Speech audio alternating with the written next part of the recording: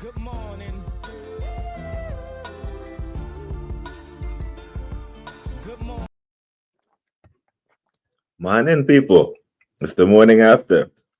The morning after Liverpool put themselves back into the title race. Yep. They're back in it. Don't let them tell you that they weren't.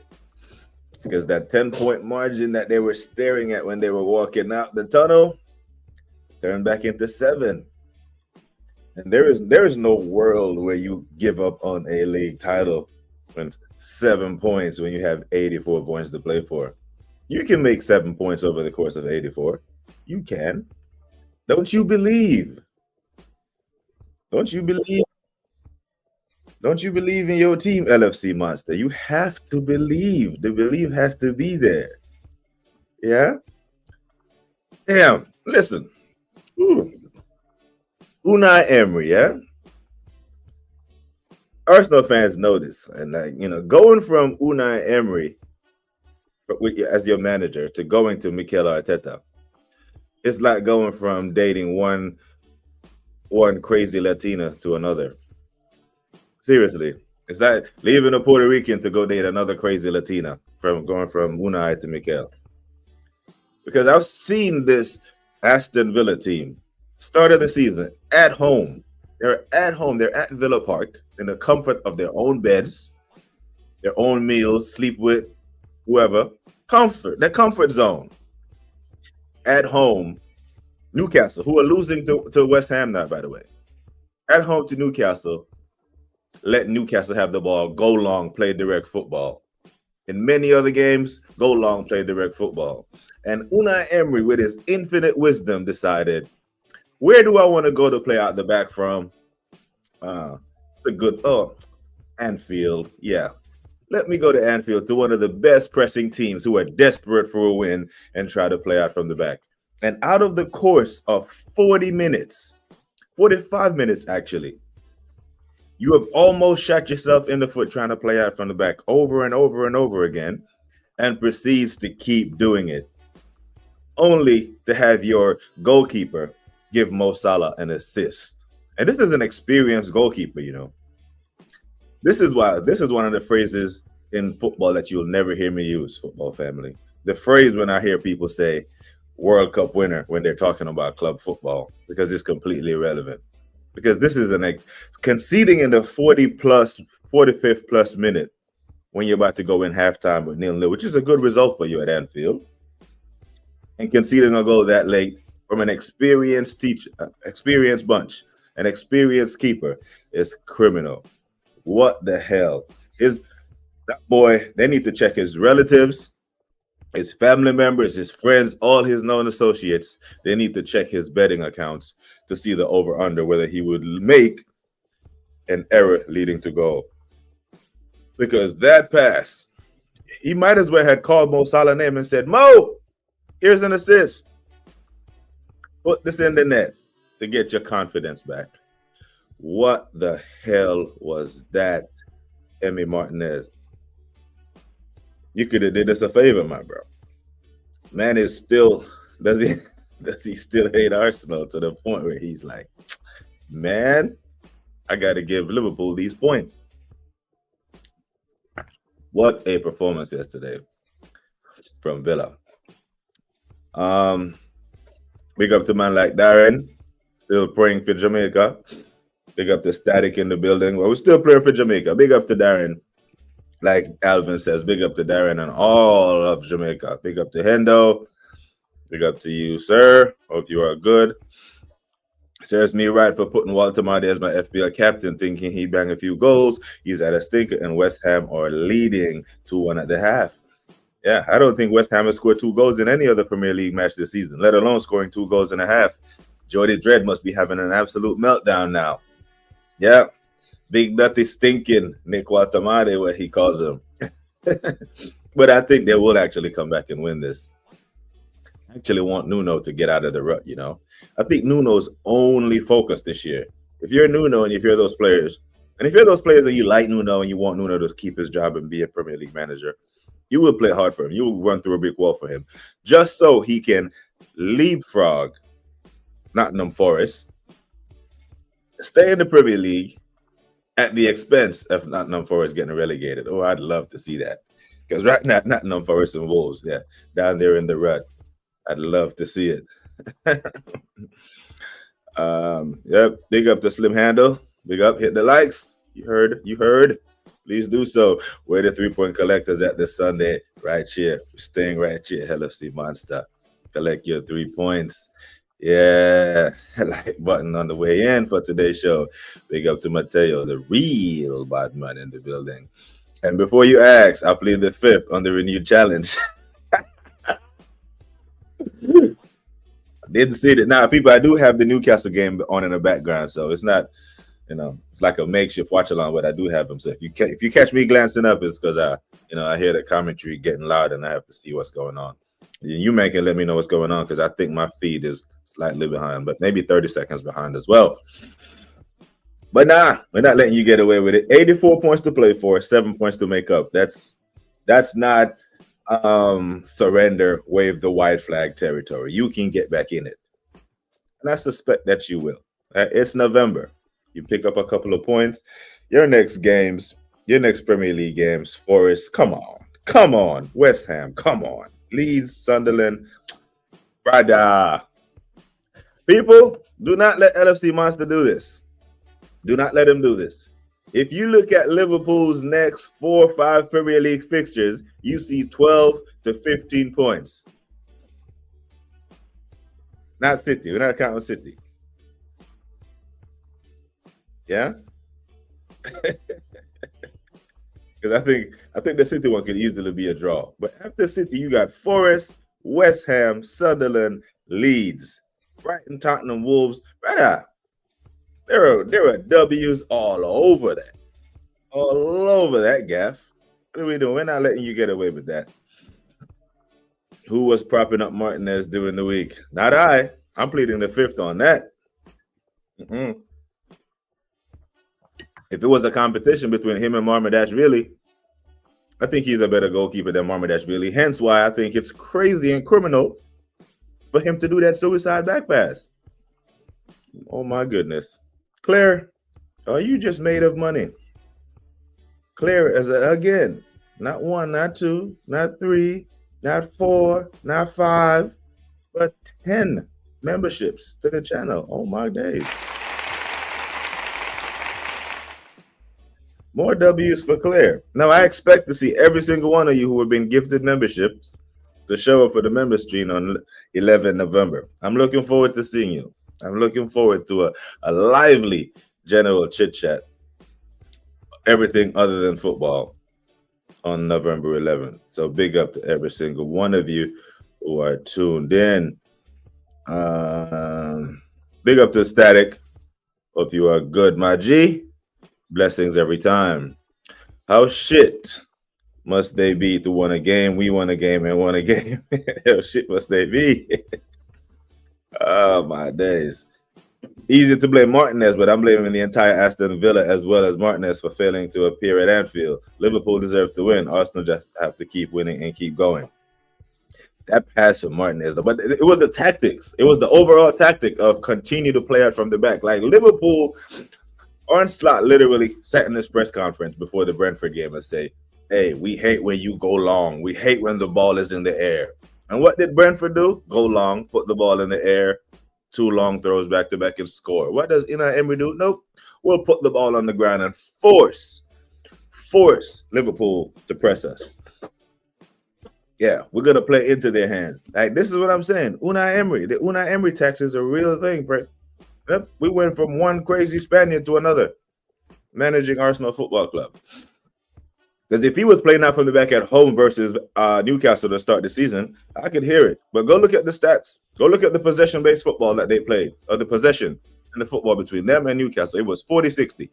Newcastle at St. James's Park with 60% possession. They had more possession of the ball yesterday at Anfield than at home versus Newcastle. Make it make sense. Anfield, the Red said he is still slot out. Oh, maybe I'll change my mind. Win against Madrid. Okay. The man has his standards.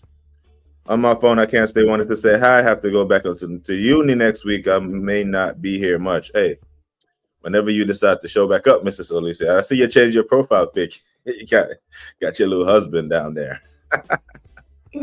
Yeah, big up the Statty. Yeah, the entire team. Well, you know what?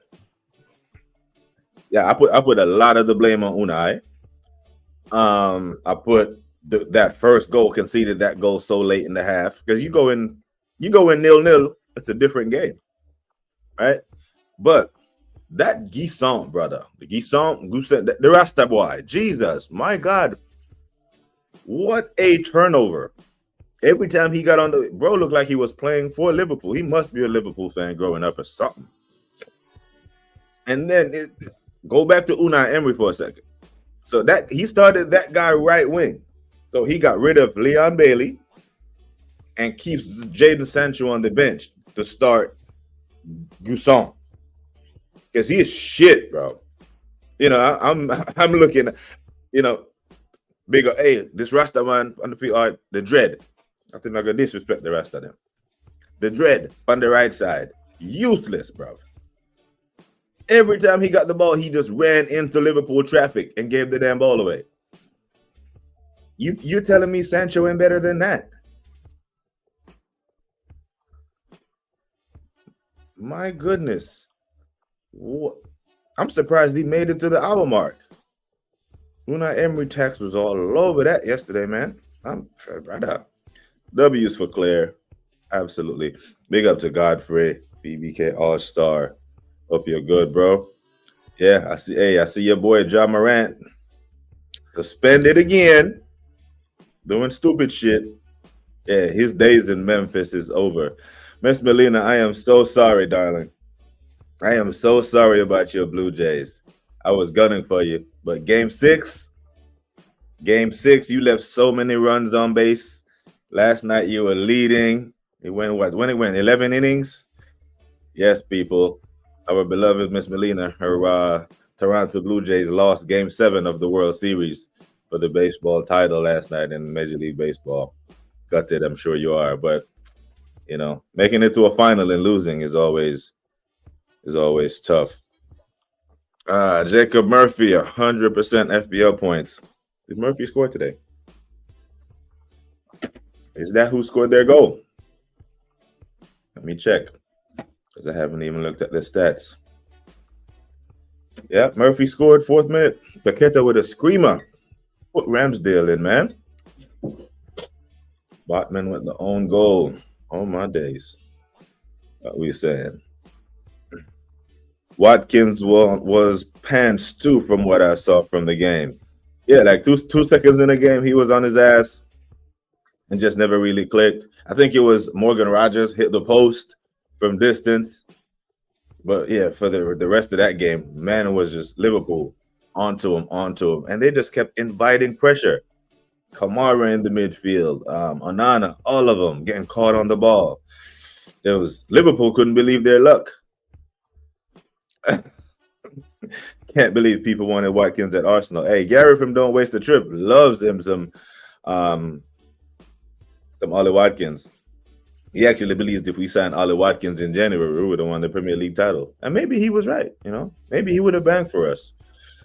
Maybe he would have definitely did better or stayed fit, unlike Kai. We still weren't that good. Midfield got bypassed too many times for my liking, and still not our passing game yet. Still not got our passing game yet. Was better, but still huge improvements needed. Well, here are your improvements, my guy. You got Forest, West Ham, Sunderland, Leeds, Brighton, Tottenham, Wolves, Leeds, Fulham after City. After the Man City game, it is free reign. Now, would we be surprised? Okay, let's go through them, people. A game, Nottingham Forest at Anfield, Liverpool are winning that. All right? West Ham away, Liverpool are winning that. Sunderland at home, Liverpool are winning that. Heavy favorites. Leeds away, Brighton at home. I don't see a Liverpool.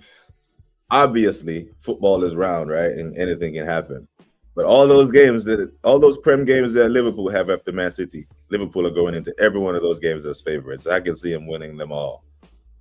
Versus the Arsenal fixtures, after we have Tottenham, Chelsea, Brentford, Villa, some tougher fixtures.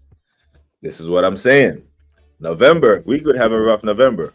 I'm not saying we're going to go on a 4-game skid, but we could have a rough November and find ourselves that 7-point gap at the end of November could all of a sudden be 4. Right? So 4-point lead in December is safe. 4-point lead in December, all of a sudden, that them man that was having all the chest after match week 9 has to put their feet back on the ground and come back to reality. So a little bit of karma. He wouldn't have bagged. He was nothing special except playing for England. Fair. You know, I'm on some. When Arsenal Football Club go into the striker world, you know, I like to hear the striker that's playing for Arsenal Football Club to be mentioned amongst the best in the world, right? Thierry Henry, Van Persie levels. One of the reasons why I wanted Gyokeres because the numbers that he was hitting, I thought him coming to Arsenal would have, you know, would be a drop off. I wouldn't expect him to come and score 40 Premier League goals, but I was expecting him to score between 20 and 22 Premier League goals. Still can happen, but the way we're playing and the way these injuries and these niggles are affecting the team right now, not so sure. Sunderland could beat United. Oh, Sunderland could beat us. No. Sunderland ain't beating you, man.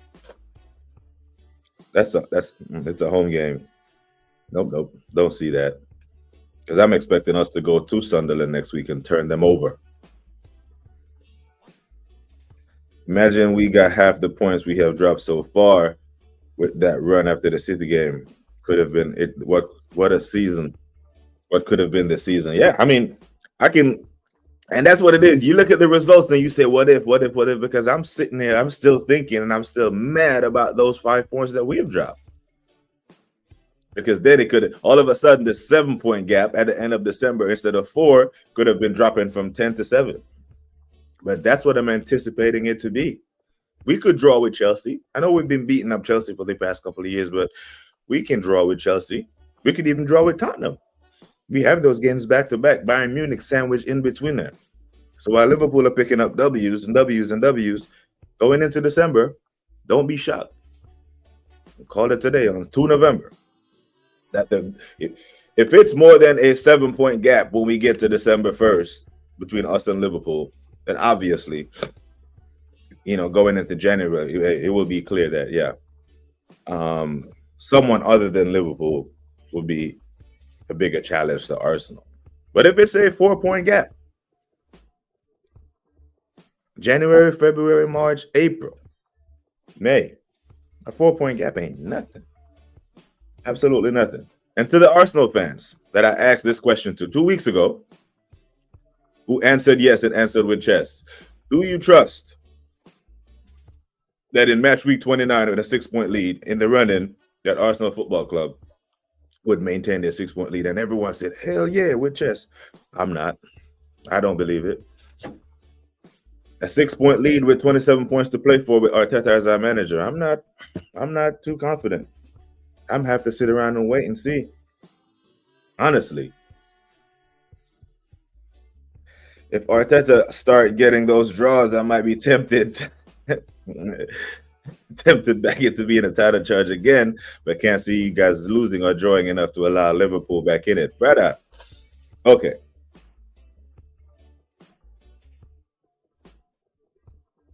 Forest, West Ham, Sunderland, Leeds, Inter, Brighton, Tottenham, Wolves, Leeds, Fulhams.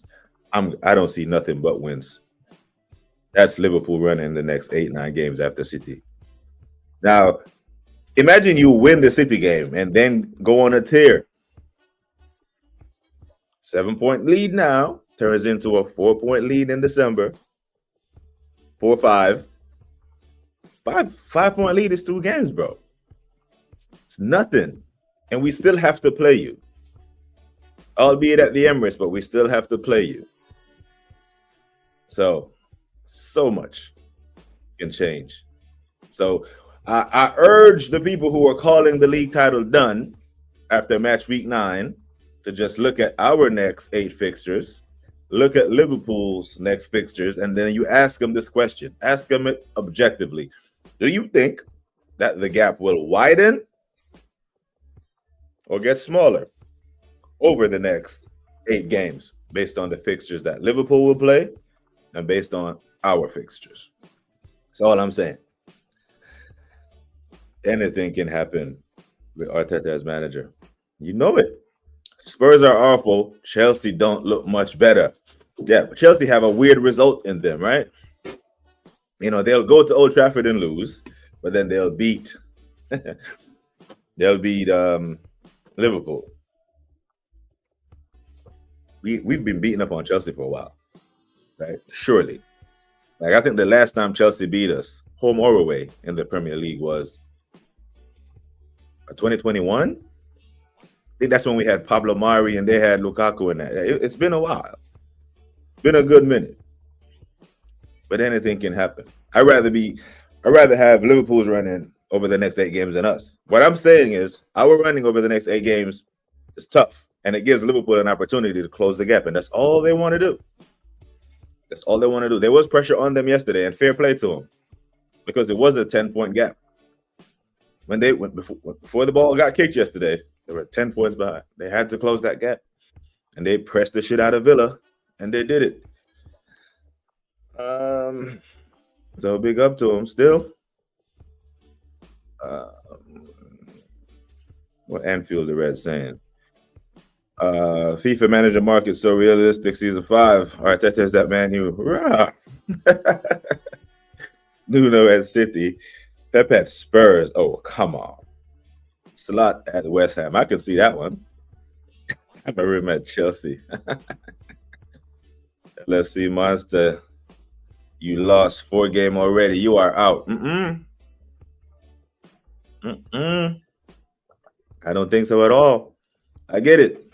You look at all the Chelsea United fans and rivals had for United 3 wins in a row. One more game and we're already back above United. Things change. Rather, it's wicked.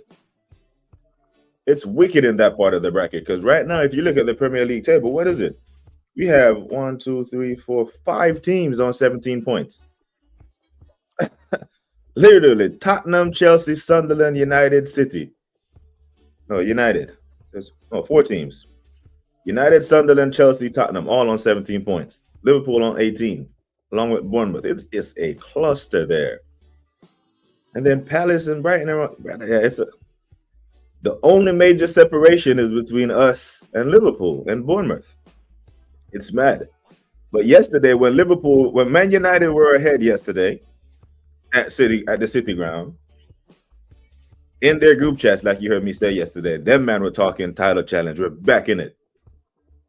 And then halftime comes, Forest scores 2 goals in 92 seconds, ending the shortest title challenge in the history of football, because their chest went right back in. I've already said we ain't in it now. It's not a secret. You've said that, but we don't believe you. We don't believe you. You know why I don't believe you? Going to Anfield, when United was coming to Anfield and I asked you from a scale of 0 to 10, how worried are you? You remember your answer, LFC Monster. I won't put you on blast, but I know you remember your answer. You have to go unbeaten for the rest of the season, bro. Cancel that shit. Nah, not unbeaten. So Sheldon, hear me out. Liverpool next 8 games and our next 8 games, I think the gap will go from 7 to like 5 and 4. So at the end of those games, you look at a 4-point gap, a 5-point gap in December. That's still a lot of games to make up 4 points. So I'm just, at the end of November, we will have a better snapshot of what the Premier League table looks like. Because right now, 10 games out of 38 is roughly a quarter, 25%, I think. Don't have the math, but I think that's around 25, 26, 27%. So it's a quarter of the season. Like in no other profession, any other aspect of life, you can call something complete when it's a quarter of the way done, 25% of the way done, right? You don't move into your house when it's 25% built. The damn foundation is just being laid. There's no roof on that motherfucker, right? If the road or a bridge is being reconstructed, you don't open it to open traffic when it's 25% complete. So we haven't even played 40% of the Premier League yet. The Premier League is difficult to call so early. You can do that in La Liga. Say it was Real Madrid with a 7-point lead and the second place team was Valencia and Barcelona was way down there somewhere. You can call that. If you're in Serie A and Juventus were 10 points clear and all the other teams were 12 points off, you can call that. Same with the French league. Shit. You can call the French league if PSG are leading the league by 1 point. Because you know they're going to pull away. But the Prem, mad. City ain't lost 4 yet. True. I hope they lose 4 today. I hope Bournemouth puts something on them.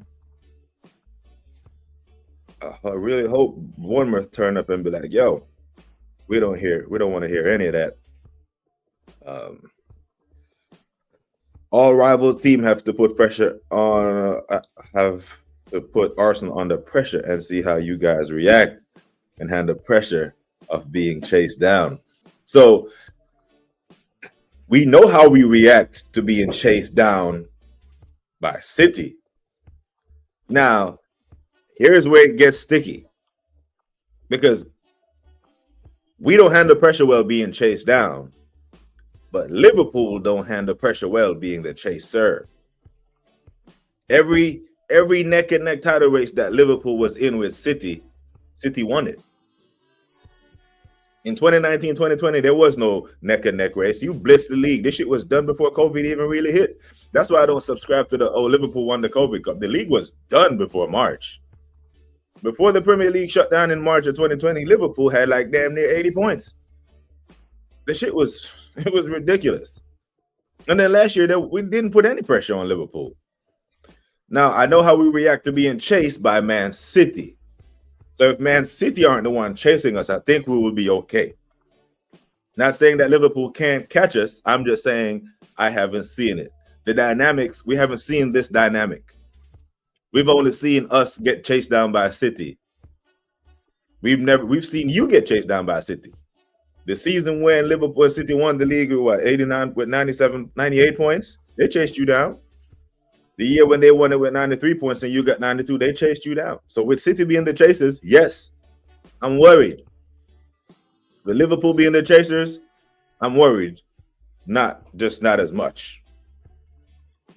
You know, big up to Kwaja. 12 likes so far. Come on, people.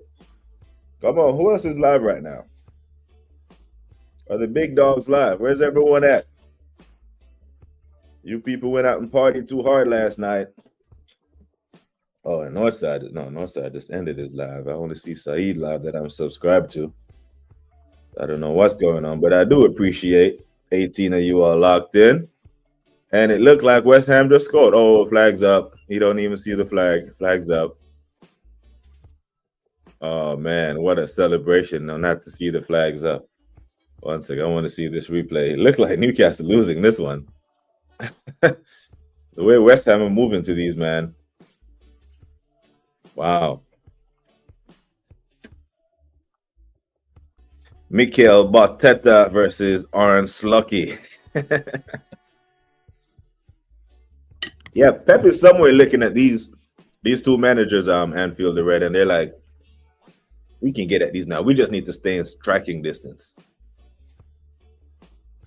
Because I do not want to get to match week 30 and we're only 6 points clear of City when they're, playing, and we have to play them at their ground. Okay, it's still 2-1. Big up Sheldon said, no team win this league losing 5 games. I'm not saying we will win, but Liverpool is not winning this league this season. Oh, yeah, definitely offsides. Yeah, How many games do you think we're gonna lose? So we got 28 games to play. We've already lost one. So we can lose 3 more. Because I do believe we will lose games, and it won't be one of the big ones. I think we will be so cautious, so ready, so up for the big games that we won't lose them. But I think, one of these weird games, a Villa away, or a Brighton, or one of those games, we will like. There's banana skins are on the way somewhere. Big up to Vigilante. Hope you're good, bro. 2-0 Burnley. Come on, you Gunners. Yes, sir. We did Sunday. So, yep. Some big games. I'm very interested in the City result. Yeah, brother, I'm sorry, man. I wish I was still in Grafenville. I would have got to this game. I would have drove my ass to Prague, pay the vignettes. That stadium is only about 2 hours from my house in Grafenville. I would have definitely been going to that one. Dred states if he scores, yeah, of course he's going to say that. And I don't think he would. I don't even think he needed to say that. But I do think them salty-ass Scousers, every time he touches the ball, are going to boo him. And that's what I want it to be, right? Every time he touches the ball, they boo him, boo him, boo him. Then he slap one in the top corner and say, fuck y'all. And then run in front of them and celebrate right in front of the cop. Since they want to be petty. Yeah, I think Newcastle going down today. Jordy Dredd, I'm sorry, bro, but it's not looking good. I actually told Jordy Dredd that they would finish behind Man United this season. He didn't believe me, and now it's looking long. Big up to Vigilante, man. My gentleman's Jack. Right here, my brother. My gentleman's Jack partner. That bottle will be popped this season. Gianni. Big up to Gianni. The Italian mob boss is in the house. People, let me quickly touch on, so the Liverpool game, absolute madness. Emi Martinez needs to be slapped. Emi Martinez, with the biggest assist for Mo Salah, we should be calling for Emi Martinez to come to the front of the congregation and we just give him one of these. And we need to check your betting accounts because you did that craziness, bro. It's mad. Now, Arsenal, Burnley, Turf Moor masterclass. First half, blitzing football, should have been up 4-0. Bukayo Saka missed 2 open chances, the biggest chances of the games we actually missed. Gyokeres bagged his chance. Declan gets a half chance. Bang, it's in the net, right? Okay, cool. Now, Gyokeres gets hooked at the half, and everyone is like, what the hell just happened? How did he have the best half? The ball is sticking to him. He's bullying, man. He's running into space. He looks lively, and he's hooked. And then the manager comes out and says he felt a little niggle. But then I read the headline on Sky Sports, and it's saying that it's a major injury blow to 2 Arsenal players, and they're talking about Zubimendi and they're talking about Gyokeres. And then if you go back and look at how we were talking about the injuries to Declan Rice and Saliba going up to the game, and both of them end up playing 90 minutes. And then again, I go back to I don't believe shit that this manager says post-press conference, pre-match, halftime, whenever he speaks, if his lips are moving, he's lying. So I don't believe that Gyokeres is injured to the point where he's going to miss matches or miss time against Slavia Prague. Oh, West Ham going into the game here. Yeah, Newcastle don't look like they got anything. But I don't believe. And then Zubimendi is apparently asked to be substituted because he felt something. I'm like, bro, well, you got a week off anyway because you got yourself suspended in the Champions League. But, the Assembled asked the question the other day, seems like as soon as someone comes back, someone else is going down. We just need to get to the end of goddamn November or to this international break. No more injuries. And did Declan Rice look like someone who was injured yesterday, the way he was everywhere? So I go back to the point that I made yesterday, and I think he was instructed from the manager when he pulled up against Palace. Hey, bro, Palace are going to the game. Just take a seat. Fake an injury, get some treatment, let your guys rest so we can win this game and get a clean sheet. That gentleman's jacket's fire. Hey, man, I drink it straight. Drink it straight, man. Big up to Tony Claude. Tony Claude, my guy, whose weapons of mass destruction were at play yesterday. Tony, set piece merchants we are. You notice that Man United scored 2 goals from a set piece yesterday and no one cared? We got a wide open basketball match going on here with West Ham and and Newcastle. Big up to Gianni, man. Hope you are well, my bro. I still don't like Trent Wonka. I had no issue with him leaving, but I think for a club who made you who you are, you should have at least lived for a fee. Jude Bellingham, sucker. I mean, I understand, but yeah, you know what? Yeah, I'll leave that Trent thing alone. I'm not here to tell Liverpool to feel any type of way about one of their own. Did you hear Jamal jumped his girlfriend? She cheated. Well, at least he's learning young that they all will. He is learning that hey, she really don't like you, bro. She just with you for the lifestyle that she could provide. Now, that little chick that knew you before you were Lamine Yamal, that's probably the one for you. Not all these chicks that are going to be in your DMs now. 18 in the building, 13 likes. Yes, people, let's get the like count up. Thank you all for being here. Yeah, well, go on. Big up to Dr. Seymour Butts. Hope you're good, sir. Tony Claude, my G. That's people. He said, smash the likes. We have started part, episode 6, loading. Time to be determined. Might be during the international break. So me and Tony, or Tony and I, because Tony's a damn English major. Tony and I will reassess, Arsenal's title hopes, what the Opta computer says is going to be, and all that there. Gyokeres had an apparent muscular injury. Yeah, but the gaffer, the words that he used when I read the press conference was a little niggle. We seen Arteta say man is going to be out for weeks, use more graphic language than little niggle, and they play the next game. Full 90. All right, no one expected Saliba to play yesterday, to start. All the prediction, the Foot Mob Sofa scores had Mascara started next to Gabriel. Saliba started, played a full 90. Declan was apparently injured going up to the week. He started, played a full 90. Man of the match was everywhere. Covered. He had to cover about 10 miles yesterday, the way he was everywhere. So when I hear the manager say, little niggle, I expect Gyokeres to play against Slavia Prague. If you rest him, even with Gyokeres being rested, I still expect us to beat Slavia Prague. Now, I hope him being hooked for a little niggle while he was having the best half of his Arsenal career will ignite a fire in his belly the next time he touched the pitch, whether it's in Prague or it's at the Stadium of Light, and bang, because we need to rack up wins. November is a critical, crucial, pivotal, all those words. We need these points because the run of games that we have coming up in November, tough. Liverpool run of games coming up in November, not so tough. But yep, big up to Yuck. He did his things. Yep. Wolves sacked Vitor Pereira. I thought he would have been sacked. After the League Cup game. They were getting smashed. Big up to Normski. Normski in the house. People, make sure that we go over and subscribe to Normski TV. My Arsenal OG. Big him up. Yeah.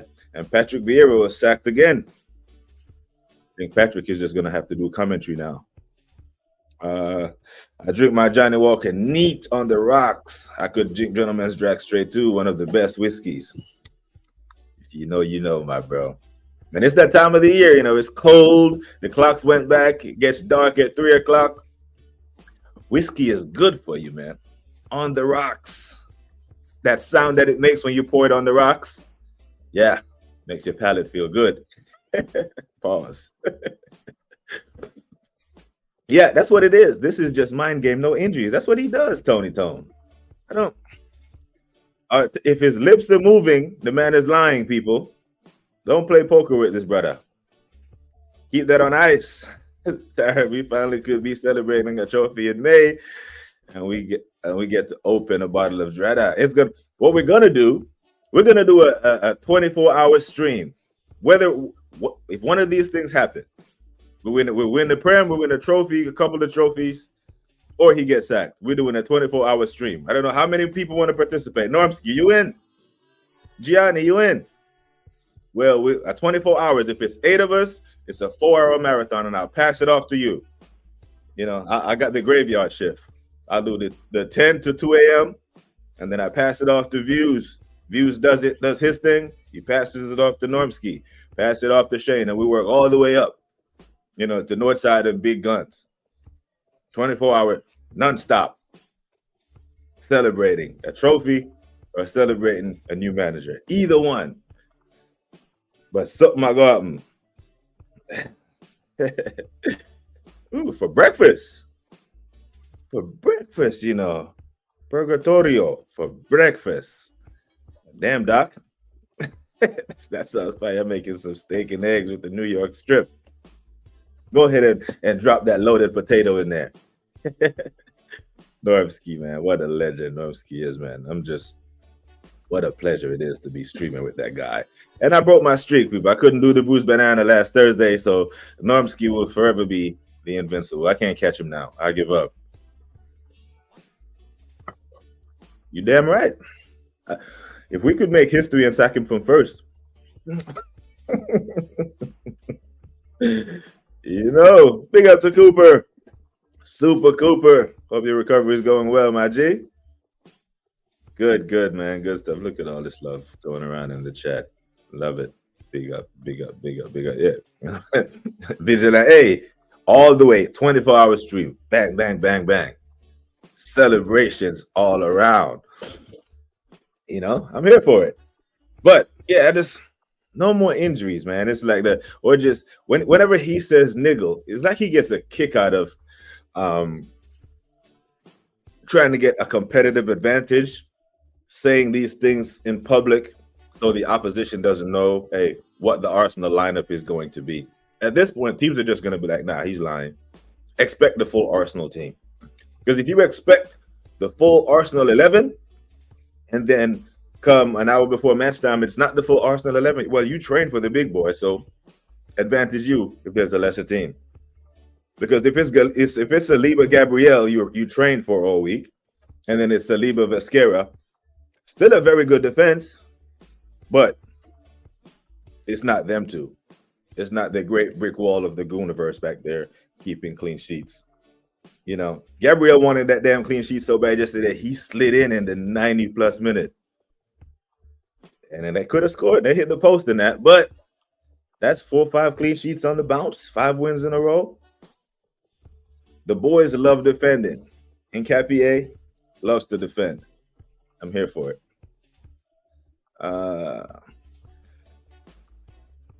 That's facts. Either route is a dub. We celebrating in May. Trophies or a new manager. Yeah, man. Either way, I will be happy when he's gone. I'm not gonna lie. Yeah, I hope Victor is precautionary. Or Mikel is just like, okay, we got 2 goals and a half. He said he felt a little nigga. I thought he got hit in the face because he got the shit elbowed out of him right before we broke for the half. And then he's like, you know what? I trust my defense so much. I don't expect us to concede against Burnley. But Burnley did have a little too much of the ball in that second half for me. You know? I don't get it. Yeah. They came into the game. We thought they did park the bus in the first half. Kind of like what I was expecting Unai Emery to do at Anfield. But he didn't. Man went out there, played open football, invited pressure on, and lost the game. Now watch. Watch when Villa come to the Emirates. Long. Every single time Emmy Martinez get the ball, long. They will not do that against us. They will not be playing out from the back, playing cautious football against Arsenal. Nope. But he go to Anfield and do that dumb shit. I'm telling you, we went from one crazy Spaniard to another. Yep. I know Gianni likes to date them damn Latinas. So imagine leaving a Puerto Ricana and go date another crazy Latina. Adina. And then wonder why you get stabbed in your sleep. Uh, if Arsenal win the league, I'll be cracking a bottle of Blue Label. Rah. If Napoli win the league, I'll be cracking a Blue Label. If Napoli, hey, Blue and Cristal, hey, it's gonna be a party. We out here. We out here. Big up to the chat, smash that like and sub to BBK, said the legend that is the AFC Vigilante. Ormsky bigging up Kwaja. West Ham leading Newcastle. What's happened? Yeah. A season of up and down inconsistencies. Yep. I don't think Newcastle has scored 2 goals all season, bro. In a match. West Ham. West Ham have had some dead results. Yep. They're on West Ham. Oh no, they beat Forest 3-0 when Nuno was imagine that. The irony in that Graham Potter beat Nuno while he was at Forest 3-0. Probably helped him get sacked. And yeah, this is the first time since then they've scored more than 1 goal. Yeah. It's long. Eddie Howe. But Eddie Howe ain't under no pressure, man. He delivered a trophy to them lot and they love him. Big news for City. Evan Nielsen is back and he is benched. Okay, let me have a look. See what we're talking about for City. But Evan Nielsen coming off the bench against a tired City defense can actually be calm. Jeremy Doku is in my FPL. He starts calm. Foden, Cherky, Silva, Nico Gonzalez as a lone DM, Holland up top. Come on, Semenyo, what you got for us? Could be a good game. But then, we've seen a lot of teams that we think are going to give City problems just go there and just completely shit the bed.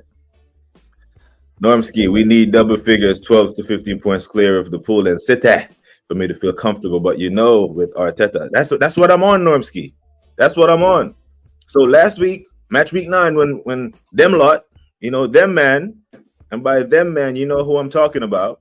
I'm not talking about us. I'm talking about these man. There is not currently a better manager in world football than Mikel Arteta. Talking about them, man. My hot take, I'll ask you yours after this because we'll do our hot takes on this, is that Arsenal could potentially go unbeaten and win the Premier League this season. Oh, stop it. Them man was saying with a 6-point lead that it's done. And let's get carried away and let's have all the chess. And I'm saying to them, man, I wouldn't trust a 6-point lead in match week 29, let alone match week 9. Like short-term memory, because it wasn't but 7 match weeks ago when this same damn manager cost us 5 points versus Liverpool and City. So we know what's going on. We have the receipts, Normski. Who doesn't love a Puerto Rican gal with a big old cebolla? Yeah, you love them, but I'm pretty sure you like sleeping in peace too, right? Do you like sleeping with one eye open, brother? Don't you like to feel when you close your eyes, you're actually going to wake up in the morning? Yeah. Or you want to wake up dead? How can you wake up dead? Because you were alive when you went to sleep. That's the logic. We West Ham in the relegation zone come January. Need to see Bertha forcing West Ham's hand to sell Paqueta or Bowen. That death row contract that Bowen is on, bro. Ooh. If Bertha can pull that off, I'm here for it. Big up to the chat. Big up to BBK. Hey, Guna Rican, what you saying to me, bro? You good? Let me know if you about, man. Let me know if you about. I'll drop the link in the chat. My G. Yep. Make sure that you can sub to Guna Rican TV. Resident Arsenal fan who lives in London out of Miami. Does great content. Big him up. Is it me or does City seem weak, gone weak versus Bournemouth? Doku, Foden, Cherky, Silva. How much stronger could they have gone in that midfield? What they got on the bench? Reinders and Marmouche. Rodri's on the bench. I don't think he's ready to start yet. I think he will get some minutes today. especially if City are leading. If City are leading the game and they need to shore up, you will see Rodri. If they're losing, you might see Marmoush and Reinders come on, even Savinho. And most City fans that I'm talking to have completely given up on Savinho. I think that is so harsh. You know, I think he is raw, but he has talent. He looks more Brazilian than Martinelli. Not gonna lie. Optagonus winning by 8 points. Can't be 80. But I don't know if we can. I expect us to hit between 85 and 89, 90 points this year. You know, depending on how them other teams knock off each other, it may be enough. But we hope. Still West Ham gonna do it today. Do it for Nuno. Does this take them out the relegation zone? West Ham. Nope, they're still there. Still 3 points, 7 points. You know, my God, they are bad.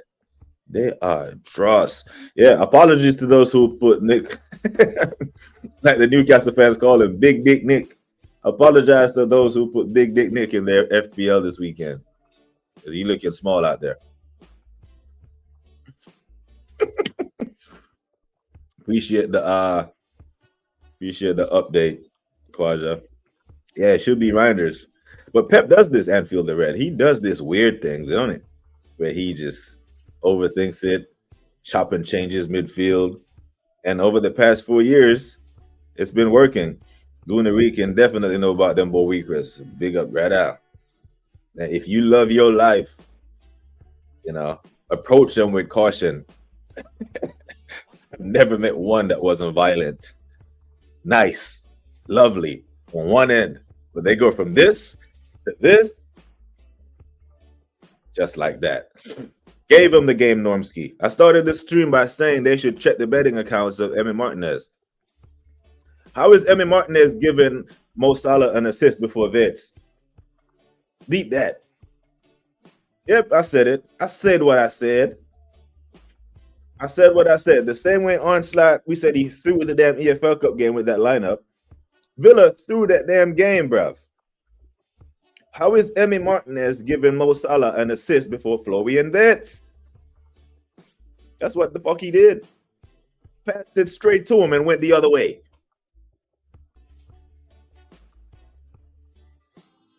Emiliano Martinez gave him that game.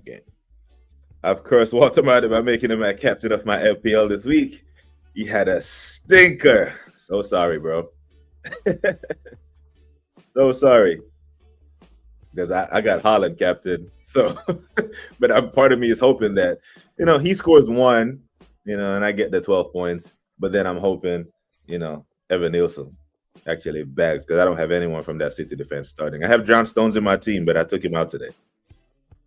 Did he start? John Stones. Nope, he's not even in the back lines. Got Vardio playing center back with Diaz. Nunes at right back and O'Reilly at left back. I don't think that back line has ever played together as of a unit. Only time in the past few seasons Martinelli looked Brazilian is this chip versus City on this season, but that's a stretch. Yeah, Martinelli has been, you know. And just after that, after all of us and everyone's been calling for him to be sold out all summer, as soon as he did that, man came out. Where the Martinelli apologies now. Off that one chip, you know. Reactionary, anyone? Yeah, the Nemskers have ended because Liverpool have won a game, so Nems can breathe now. Yeah, I'm glad you didn't do that. And feel the red says, I got the same PLS. It says verse. Yeah. Yep. Holland stinker. Woo. Talking about betting, the betting scandal in Turkey right now is madness. Over 50% of the officials got found to have betting accounts. Marina was right all along about the refs in Turkey. I mean, if you dig deeper and you realize just that the Turkish Super League don't pay a lot of these refs a livable salary, a livable wage. Ooh, that was a great save by Areola. So when you don't pay man a livable wage, no matter how much integrity they have, you know, when you're hungry, you know, and can't feed your family, decisions have to be made, you know. Tough decisions have to be made. Imagine that. Yeah, the City lineup, man. I don't know. Nope, appreciate that, Kwaja. Today we'll see Iriola's tactics on the full display. Because remember, Iriola had Gyokeres looking like one of the best left backs in the league. He goes to Liverpool and doesn't look like he knows how to play the position, right? Now, part of that is, you know, going up to a big club tax. Part of that, I'm giving credit to Iriola in playing a system that would highlight his strength and cover up his weaknesses. Now it's Slot's problem to figure out. Can he unlock Gyokeres? Because the players that he signed weren't dead. They're decent players. I don't rate Frimpong, but I don't think he is bin juice. I think he's somewhat decent. You can get something out of him, but you know, Slot, it's your job, brother. You know. Gianni said gambling is the biggest moneymaker in the world. Not surprised about yeah, none of it. Yeah. When I can win $4,000 off of 100, if I hit the right parlay, I mean it's easy money in it. Now, unfortunately, the great state of Washington, I cannot bet. Like you try to download FanDuel, it asks you what state that you live in, and then you put Washington, and all of a sudden, you know, Washington is a very weird state that I don't get to do any of the betting in. So it's a weird one. So big up to every single one of you. 25 of you locked in, people. We haven't seen him in a while, but he is there. He is back in full effect. The GOAT of the VBK chat room, whether he's here every day, once a week, once a month, whenever he shows up, we acknowledge who he is. You know who I'm talking about. Maybach music. Rose a born stunner. I can blow money. Sipping when I'm shopping. That ain't no money.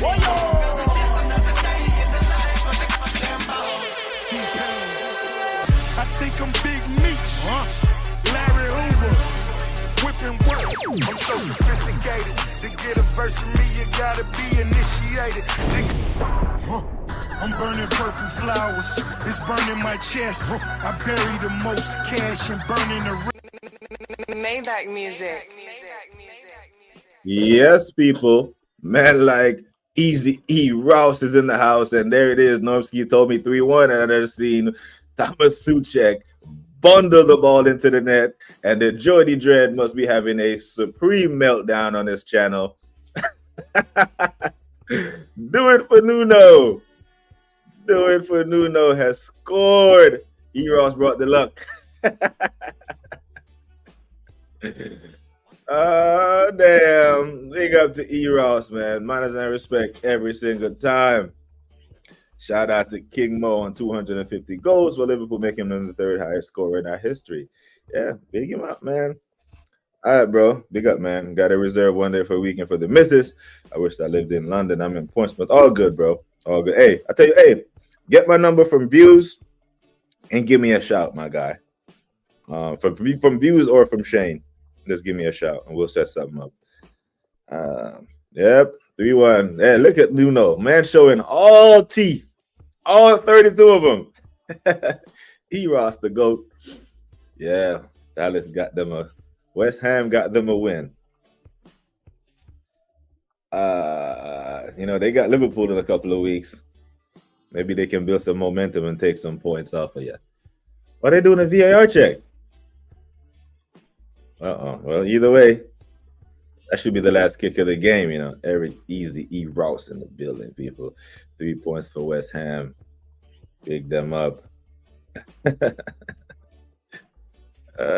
Everybody, turn the volume up. Yeah, come on. You know what it is, man. You know what it is. Big up. Yeah, Suchek got his goal. If it stands, I see the referee here holding the game up. Like I said, my stream is about 30 seconds behind.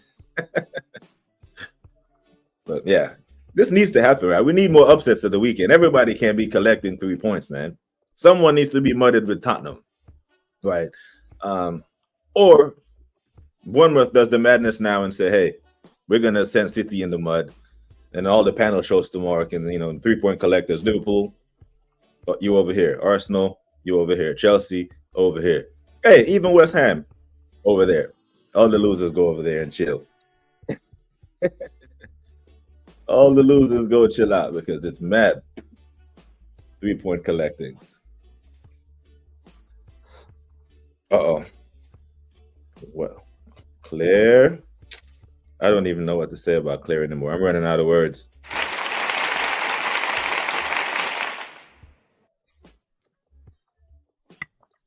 Big up to Mrs. Olise. That's what we're going to call her.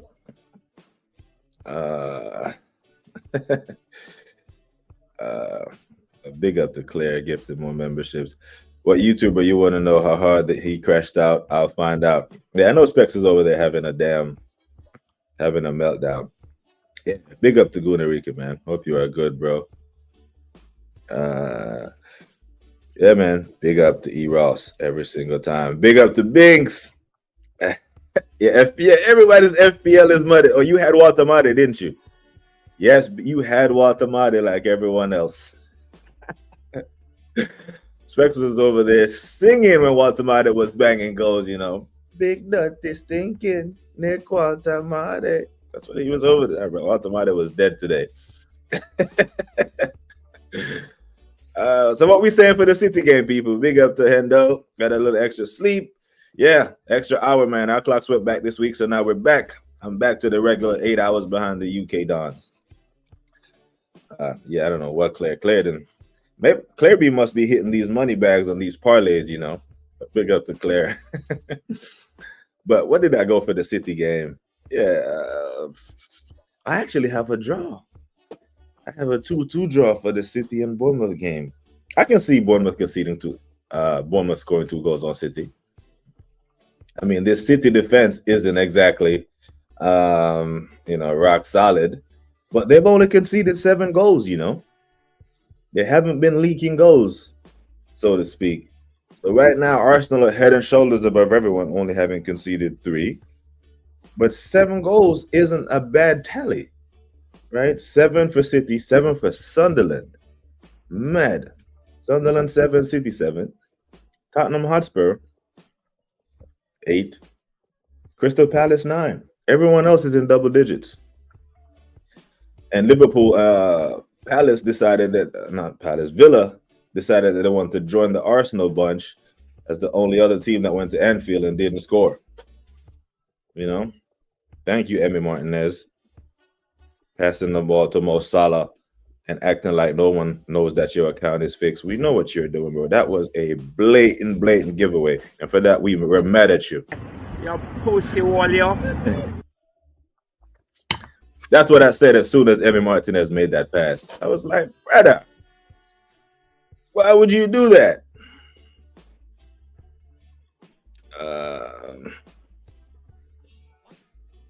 Endo says the frustrating thing is about Newcastle. I suppose they have one eye on the UCL match this week. Shit, they know what's good for them. They'll win the damn game that's in front of them. Yeah, he made a lot of saves. That first goal that he conceded, he should have caught that ball. He punched it and punched it straight out to Paqueta. And one thing we know about Paqueta, he can hit him. He can hit them pretty clean. Didn't even know this. I had an option for turning off and on gifted subs, and mine was off. No wonder I hadn't gotten any before the channel before. Oh, shit. Yeah, man. Welcome to BBK R-Star Level. And make sure that you are here on 11 November for our first members-only stream. Yeah, man. Big up to E. Ross and Dr. Seymour Butts every single time. Big up to Mitchell Macbeth. They definitely aren't injured. Definitely not. This manager's playing chess out here. Man is playing poker. Man is playing mind games, trying to let the opposition, you don't know who's going to play. You don't know who. Wow. We're going to prepare for Marino being up front because Gyokeres is injured. Now then, bam, Gyokeres comes out, bullies and bodies everyone on Sunderland's team. He may even play against Slavia Prague. I wouldn't be surprised if he walks out. But big up to Mitchell. Hope you are good, man. I think Bournemouth will get something. I got the 2-2 down. What you saying?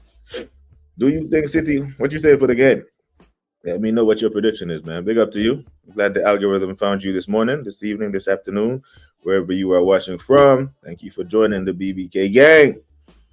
Yeah, and anyone who received a membership gift today, we have the lovely wife of Michael Olise, the French prince that plays in Germany, who would love to have at Arsenal. I know AJ wants to trade Saka for Olise like now. Man wants to trade the star boy. And, you know, if he's going to be gifting out goals the way Claire is gifting out memberships, let's be having it. Let's be having it. Big up, man. But big up to every single one of you who's checked in. Kind of turned into a mini watch along with the damn Newcastle game in the background. But what I really wanted to dig into with the injuries, and you man in the chat already hit on it. None of us actually believe these injury reports that Arteta speaks about in his press conference now. We've had enough evidence of him speaking about this guy's injured, this guy, no, and then they play. Not only do they start, and then they play 90 damn minutes. Let's not pretend like we didn't hear the noise around Declan Rice and Saliba all week. Both of them started and played 90 minutes. Brother, yesterday Declan Rice was everywhere. The boy was at left back. He was scoring goals. He was on the corners. He was breaking up play. He was cleaning up. The Declan Rice we saw yesterday was the 100 million Declan Rice that we expect.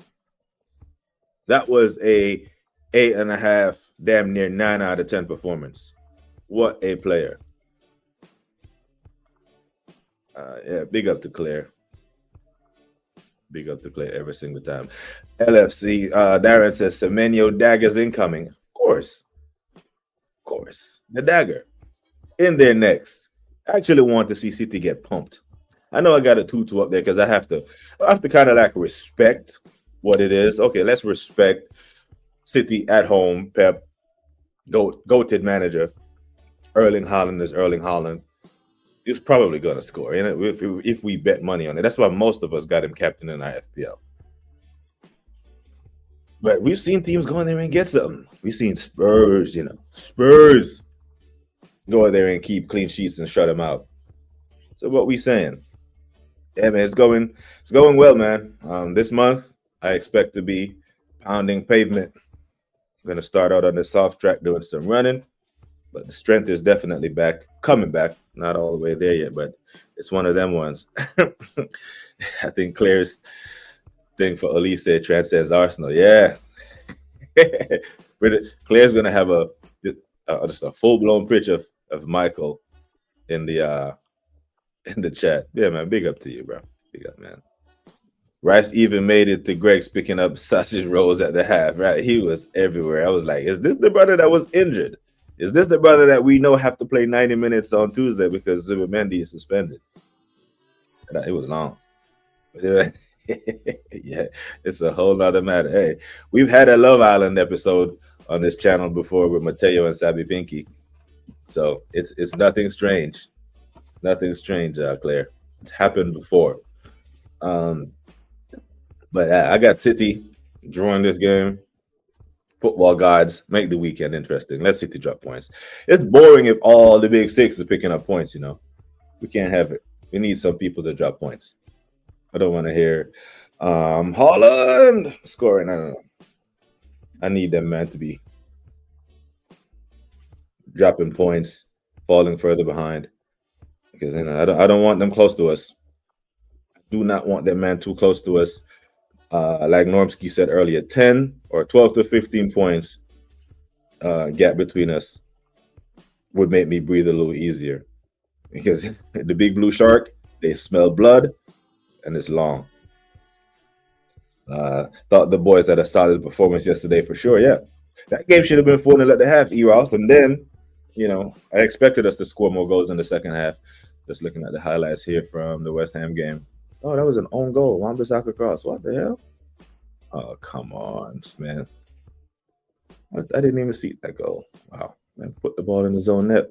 That's what man get punched up in the dressing rooms, you know. You put the ball in your own net. Oh, my days. Yeah, Arsenal, top of the league. At the top is just us, and it will remain so for at least 2 more weeks.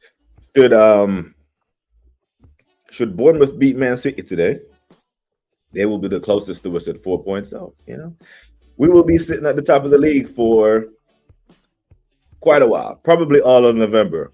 However, let's remember that last year we spent 0 days at the top of the Premier League table.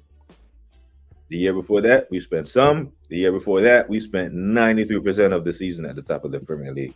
So we've been here before. We've seen this.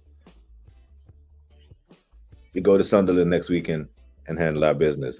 Hopefully, our boy Granite will do us a favor and sit this one out. We don't want you to be part of a 5-0. He's the leader in that team. He goes out. A bunch of young kids with inexperience go out and can't really perform well. And then we beat them.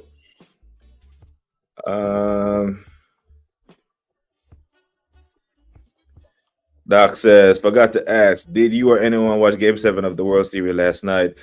The entire series felt so rigged. Nah, I caught bits and pieces. I was out for a barbecue, but that Game 6 was a nail biter, man. Just Game 7 was a nail biter, but the bottom of the sixth in Game 6, Toronto, they're at home, and they had the bases loaded and struck out.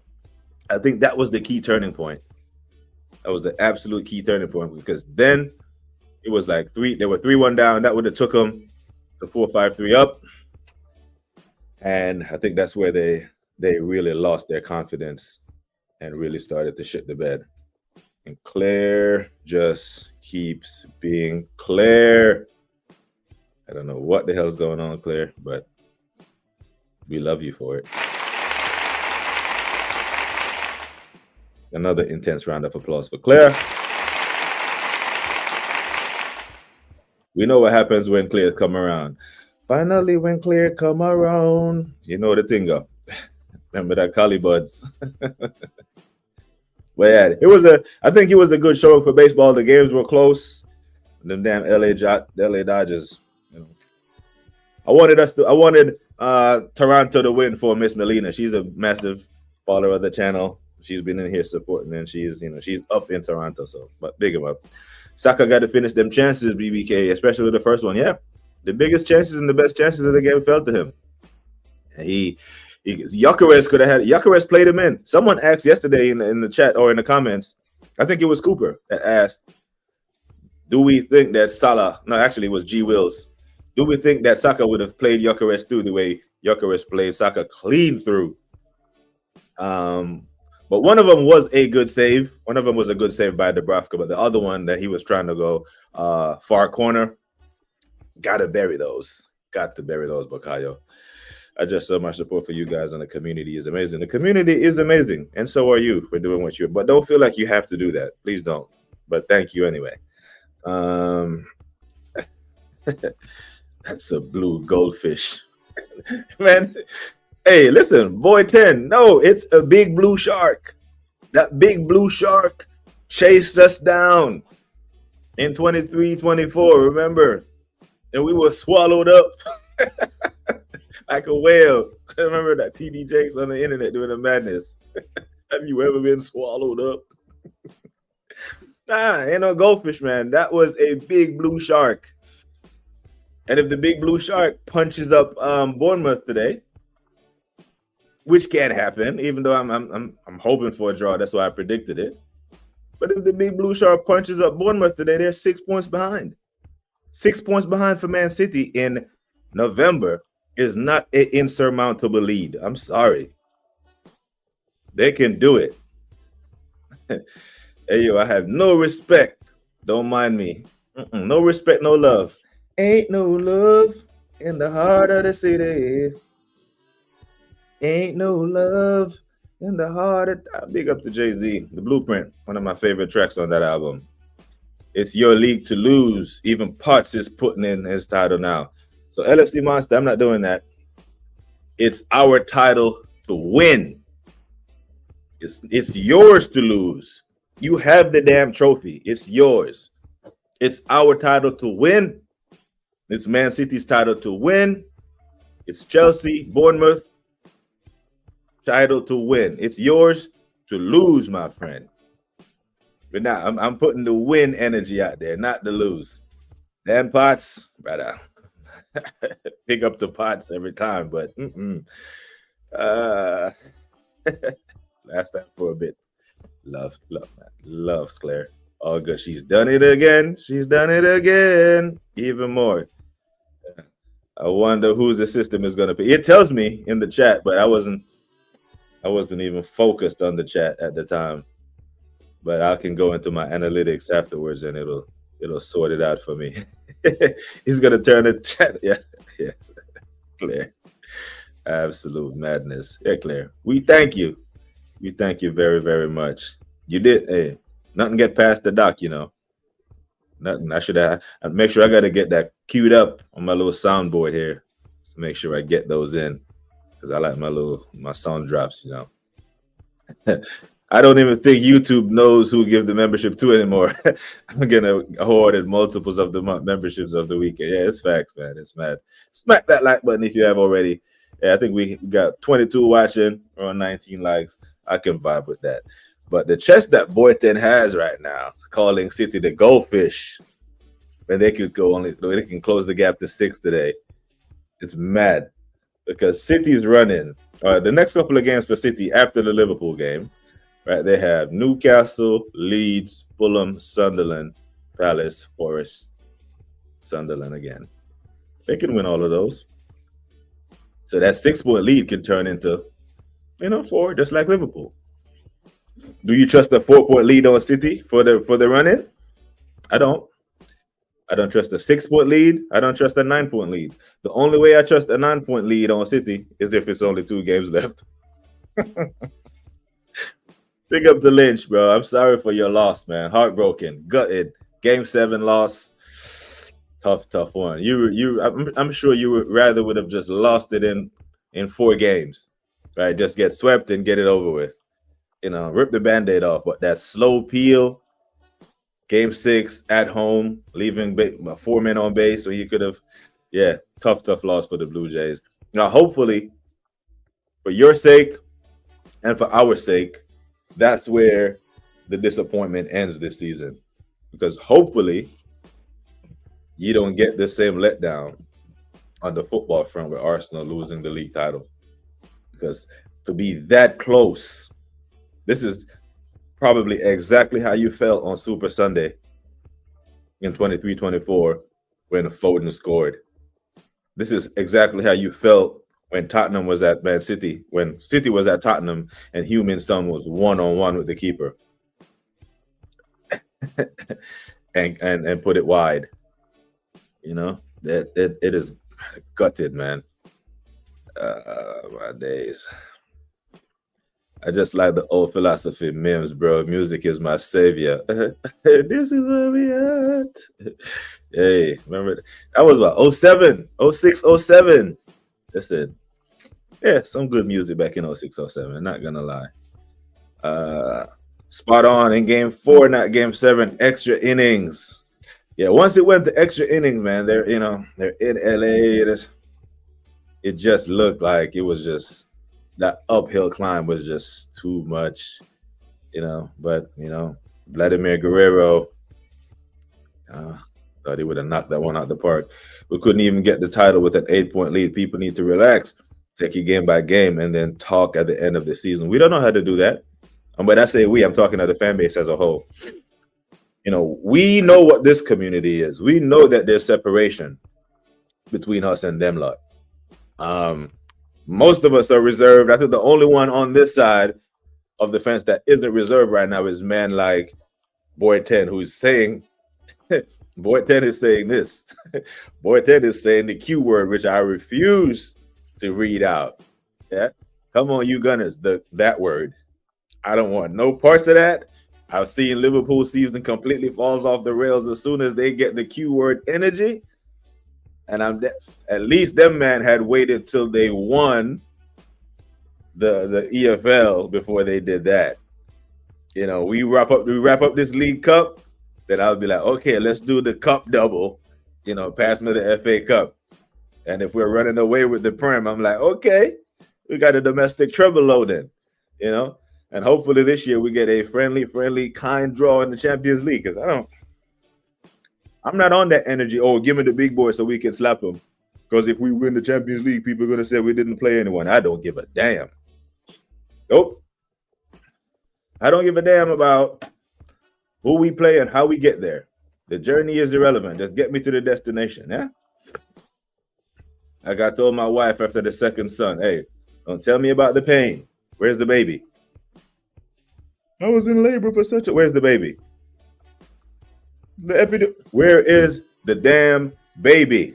Where's the trophy? Right? Give me Marseille, give me Atalanta, give me PSV, Eindhoven, give me even Tottenham.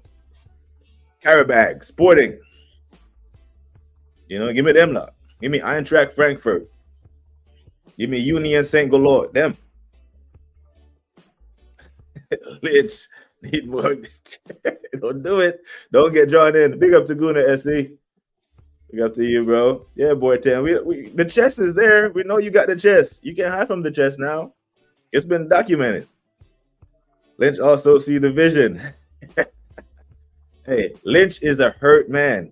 The man is hurt. They just lost the World Series in 7 games. This is a reach of faith. That's what this is. Yeah? That's what this is, a ROF, a reach of faith. So I understand it.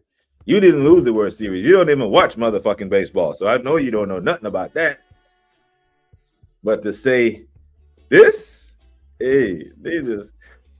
Listen, I know so many Liverpool fans who did this in 21, 22. And, and it wasn't complete egg on their face because they did leave with 2 trophies that year. More men are going to see it. I want to see it. You just want to say it first. Now, Lynch, not Lynch, Boy 10, let me ask you this. Do you just want to be the guy that said it first? Because I don't care who says it first or who say it last, as long as it happens. Because if I ask all of you that's in the chat right now this question, what do you call the person who graduated at the bottom of their medical class in medical school? Or what do you call the girl or guy who graduates at the bottom of flight school? You know what they call them? Serious question. If someone goes to medical school and they finish first or last, but they meet the requirements and they graduate, you know what they call them? They call them doctor.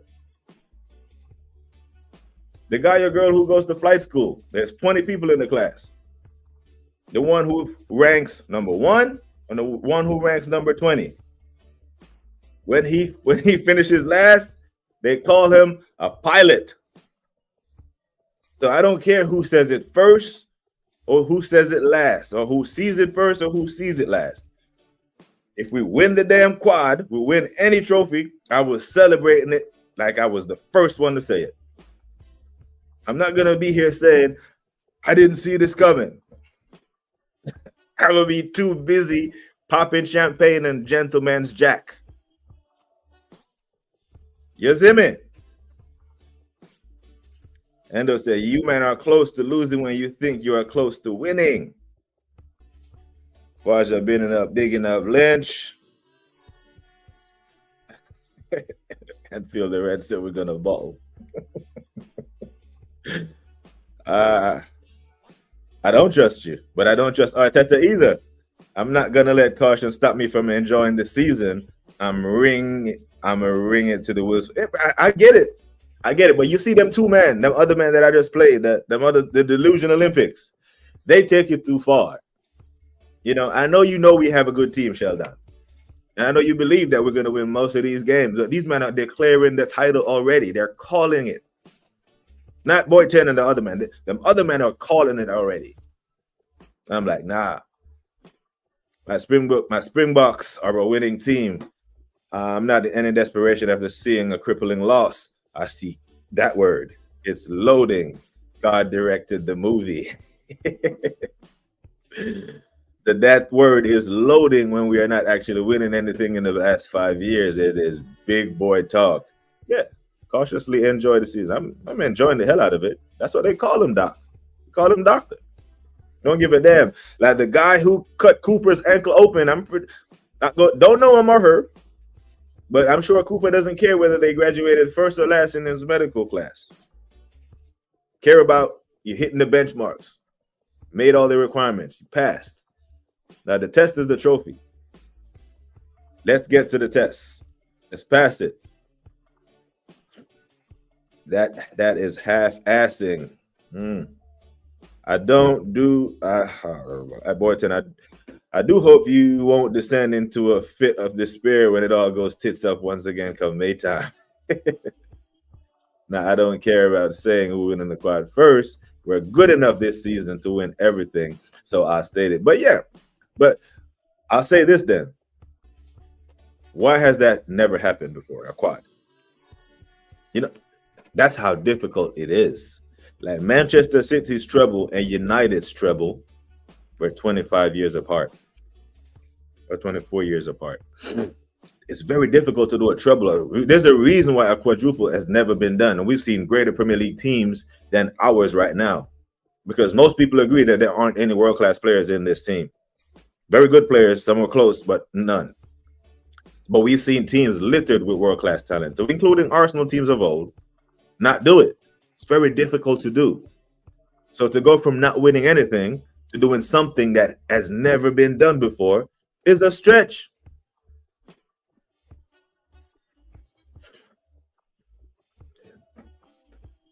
Definitely a stretch. Now, here's the half-asser that I will accept. If the full asser is the quad, half-ass it, give me two of the trophies. Give me the Champions League and the Premier League. Good season, great season.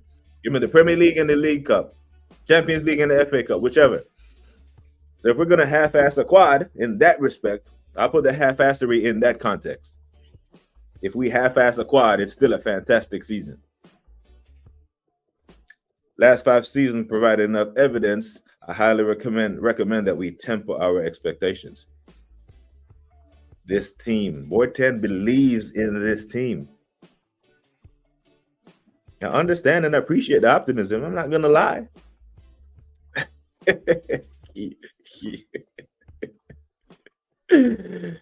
Were you expected to win a trophy after we signed Sterling and got rid of ESR and Nketiah? I was expecting us to win a trophy before that. I was expecting us to win a trophy in the 2023-24 season. I was, because we went into that. That was the first time in the 2022/2023 season. No one expected Arsenal to win on the title run that they did. Everyone was saying top 4, brother. Okay, so that season, okay, cool.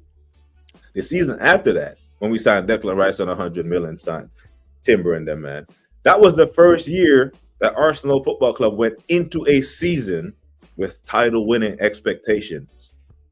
And they did handle that pressure well, to an extent, because the title came down to the very last day. The reason why we all believe we don't win the title that year is because the Aston Villa game at home when Arteta completely fucked the lineup and put Kai Havertz back in the midfield. While he had a fully fit Thomas Partey on the bench, by the way, and we lost the game 2-0. Leon Bailey scored. Because on that run-in, we went to Tottenham away and won. Went to United away and won. 1-0 Trossard. We did everything right. Except that. So I do believe that this team was good enough to win something. That's why I sit here and I cuss the manager every day, because I do believe the team is good. I don't think it's quad good, but I think it's good. It's not the same team. It's purely down to that guy. Yeah, that's it. That's our concern. And what we can't do is pretend like our concerns in Arteta is not valid. We kept Nketiah and Balogun. We kept Nketiah and let Balogun go. Was that a good idea? Because I already wrote off the 20. No, hell no. I didn't write it off. I didn't. And the fact that was the season we scored the most goals and accumulated the most points under Arteta proved that there was something there that we shouldn't have written the season off. And I didn't write that season off. Slim chance, and we caught the league flat-footed up. Now everyone was prepared for our game. But 23-24, we got even closer to the title than the season that when we caught everyone flat-footed. Because this season that's on the screen, the 22-23 season, we gave Man City the league when we went to Forest and lost 1-0. That suicide Odegaard back pass. Or was that Saka? Anyway, we gave City the league without even playing a game.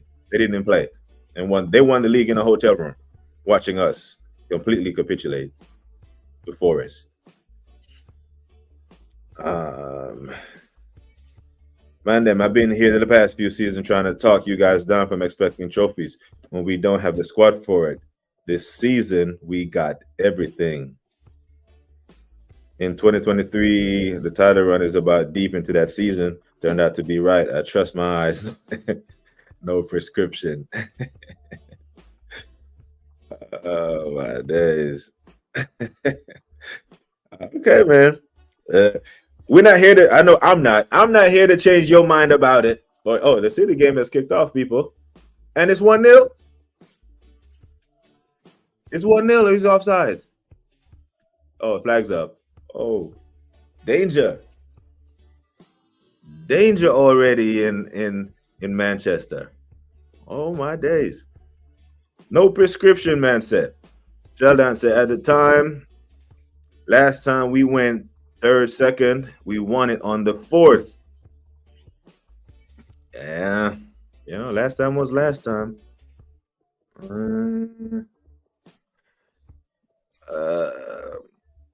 Journeyman, Doc, old sages have been there, seen it, got the t-shirt, and can smell BS from a mile away. I was never convinced that we were in the race in 23-24 because it made it look close. Doesn't mean we were actually going to win it.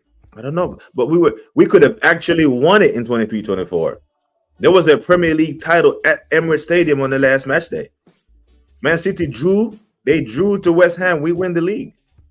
So what do you mean we weren't close? There was no Premier League trophy at Emirates Stadium at any point during the 22-23 season. The title was done in match week 36 or 37. No, actually before that, 34 or 35. Whichever match week we played Nottingham Forest, that's the week City won the league. We were actually closer this season than the season before.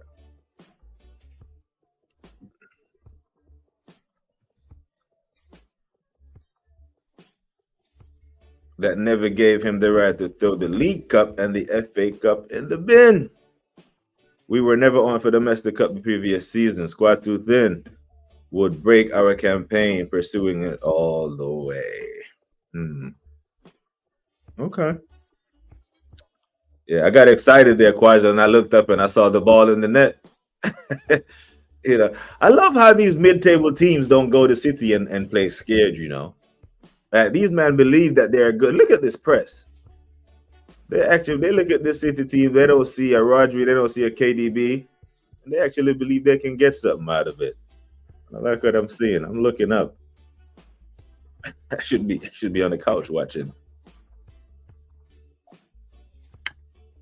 Went from one makeshift watch along to another. We had a chance at the domestic cup last season, but that required Saka staying fit. 1 year would be in Yamal type good. Let the evidence show that even with Saka not being fit, and even with Wanyeri not being Lamine Yamal's level, let the evidence show that we were ahead in many, many games and end up drawing. I don't know the stat off my head, but I know what we were. We dropped 20-something points from winning positions, even with the injuries and all that. Yeah. Fourth and the cup is better than second. Some would disagree, but I agree. I completely agree. Darren said, look at this fuckery Arteta did yesterday. Pull Gyokeres at the half when he's beast moding. We're beasting on game. BS injury killing the whole game. Tell me the manager is not going to fuck this up. Yeah, the PTSD cuts deep. The team was already out of gas in 23-24 about game week 30. Maybe not 32 or 33. Boyton, I disagree. In match week 30, no. We weren't out of gas. The run-in in that we lost one game, the Villa game. How were they out of gas when they were going to Old Trafford and winning? going to Tottenham and winning. They weren't out of gas. I think you're getting the seasons mixed up. The 2023/2024 season was the closest we've came to a Premier League title since 2016. 2 points. 2 points off the league. That's the year we drew 0-0 at the Etihad when James was on AFTV celebrating. We win that game, we win the league. They weren't out of gas. The 2022-23 season, I think we ran out of gas. That's when we were conceding 3 goals at home to Southampton and shit like that.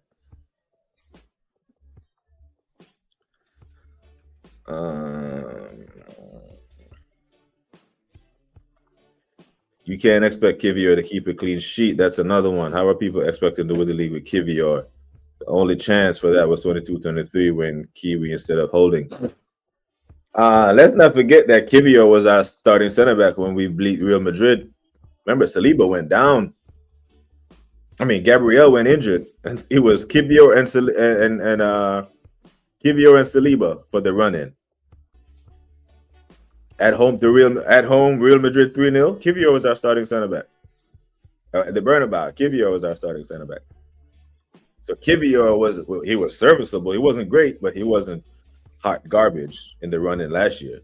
I mean, surely he's not at the level of Gabriel, but he wasn't the reason why we lost to PSG.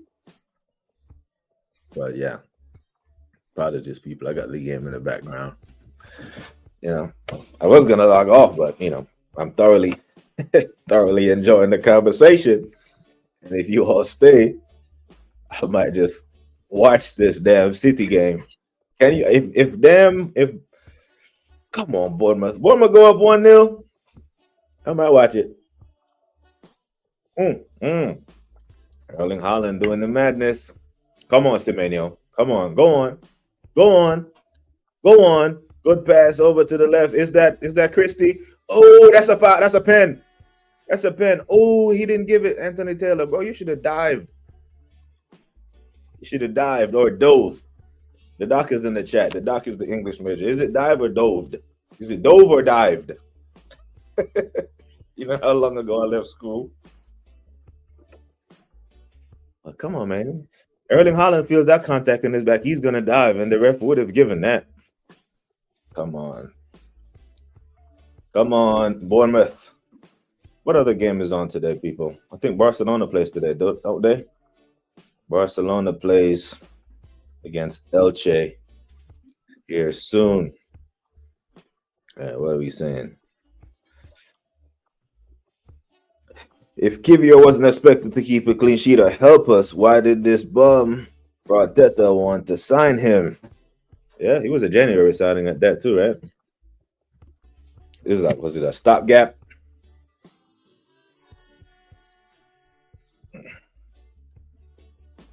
Kiwi showing up for the game, not a reason. We needed Kiwi to be able to do last season's work at center back for the league.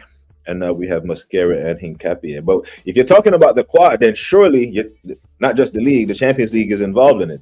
A point that I'm making is Kivior wasn't the reason why we lost the Champions League, because the quad isn't included in the Champions League, isn't it? He was actually good in the Champions League. As a matter of fact, in the Real Madrid home and away leg, he was better than Saliba. It was Saliba that gave the ball away to Vinny, or we would have beaten Madrid 5-0 on aggregate.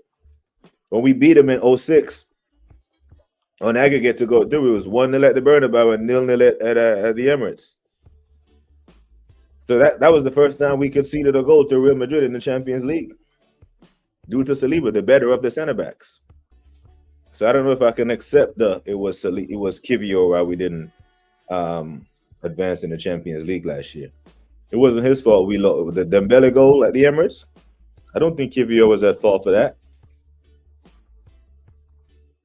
I don't.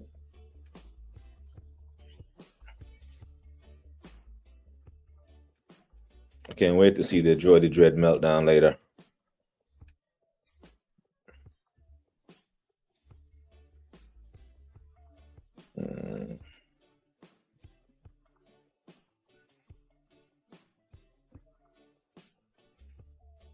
Game week 33 in 2024. We played Villa and lost. Yeah. Right. So we lost that game, but every game to the left of that and to the right of that, we won. So this is the game that he brought Kai Havertz back into the midfield and cost us that game and cost us the league, is what I'm saying. Because the game is on to the right of that, or the back end of that. So match week 34 we won every other game. We beat Everton at home, Man United. I don't remember the other fixtures. But that run-in, we had a mad run-in. It was this game. It was this game that gave the ball back to City and put the faith back into their hands. Yeah, Elche at 5:30 GMT. Yep, I just clocked it. I'm going to catch that. I think that's that'll be a good fixture for me to take in. Kiwi was signed as an emergency depth, and Holding was trusted ahead of him. Yeah. The person who made that decision to trust Holding ahead of Kivior is the reason why we have PTSD. Surely you can understand that. Kivior had a game against Real Madrid like now he's Senderos pulled the worldly against Prime Juve in 05-06, and it was 06-07 so long ago. Just because I believe we're winning the quad doesn't mean I want Arteta here without the quad. Fair? Fair. There it is. Yeah. Who made that decision? Yeah. Lord Teta. But we went behind City in the table with that Villa result. That was the end of the season. Everyone was saying it was no pressure on FC once we became the hunters over the hunted. If we once that lineup came out versus that Villa team and people saw Kai Havertz in the middle of the park, everyone put their hands on their heads and was like, "Oh shit, there goes the league." I know that was I wasn't doing content at the time, but that was my thought process. Man, I was like, "Why is he doing that? You already started the season, and Havertz wasn't working in midfield. You had to move him to striker, and in this critical phase, match week 33." With the title in your hands, you're going to overthink it and do this fuckery. To be frank, I would trust Holding over Kivior. Never rated at Kivior. Didn't rate any of the signings from that January. Was that the same January we signed Trossard? Or was it the year before that? Hendo says, all I'll say is enjoy the wins, but don't get carried away. Boy, it's far gone. Saying quad is full carried away. It's too late for that now. Remember the season 22-23, fans were convinced Arsenal would win the title and paid thousands of dollars for the tickets to the last home match. And the last home match was Brighton, and I think we lost that 3-0, didn't we? And Brighton pumped us. We've been told to enjoy the wins the last few seasons. I was enjoying it. I fully enjoyed us punching up Burnley away yesterday. I was letting the Liverpool mates was like, these are the men you needed a last minute pen to beat. And we should have been 4-0 up at halftime. Of course, I was expecting Villa to be better at Anfield and actually take points off Liverpool.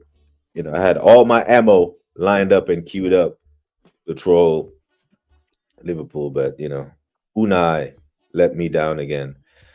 I'm at war with the universe itself. Boy, 10, all we know is what a damn squid of the end of the season 22-23 was. Yeah, it was all the air went out after that game at Nottingham Forest, man. And then, the Southampton 3-3 at the Emirates. My God. I don't know what that is. Show me your teeth. We are bear them at the Arsenal this season with me keeping a watching brief.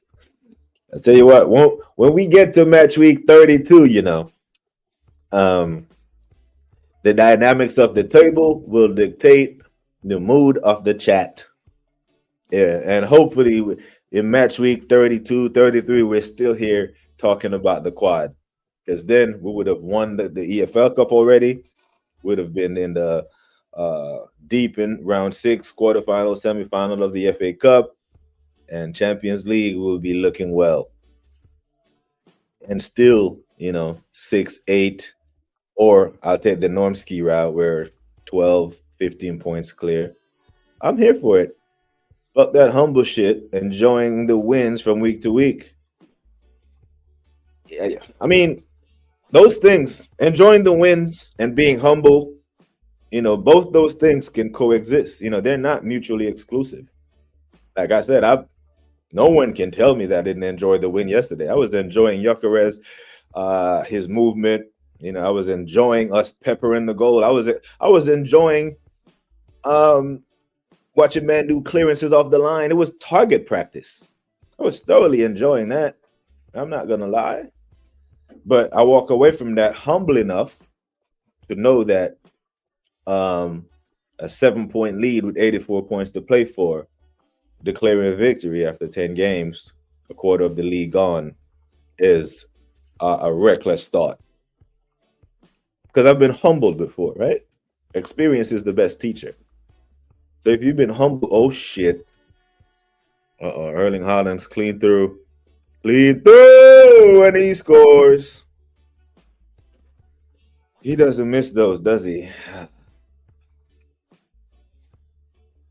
Oh man, what a goal.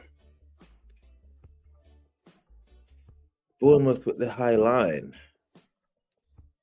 I swear these men just be high line against Erling Haaland. Did I just see what I just saw? I gotta watch this back, people. I swear. We're going the whole fucking way. God loading. Okay. So as I look at the table now, boy 10, as Erling Haaland just scored, these man, 2 men on the halfway line, ball over the top. Is that Cherky just heads it on to Erling Haaland? Controls one, gets his body across. What a finish. My God. Erling was involved in the build-up too. Head, and he takes off. Brilliant. The entire defense is behind him.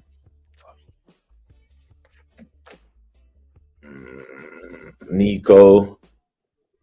The Cherky. Yep. Yeah, he ain't missing that. Hard and low, score, goal, 1-0. Quad loading. So I look at the table now, boy 10. Right, match week 10, Man City are 6 points behind us. So are you meant to tell me that with 84 points to play for, 28 games, a 6-point lead is enough for you to declare victory? It's not for me. I'm sorry.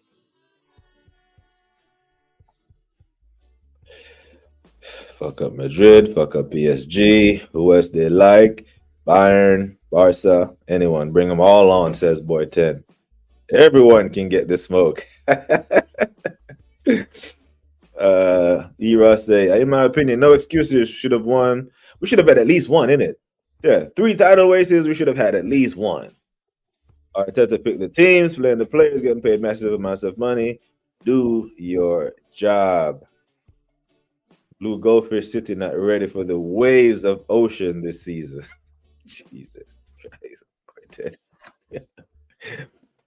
How did trusting holding go when Saliba went down in 23? If Rice goes down, it'll be the same impact.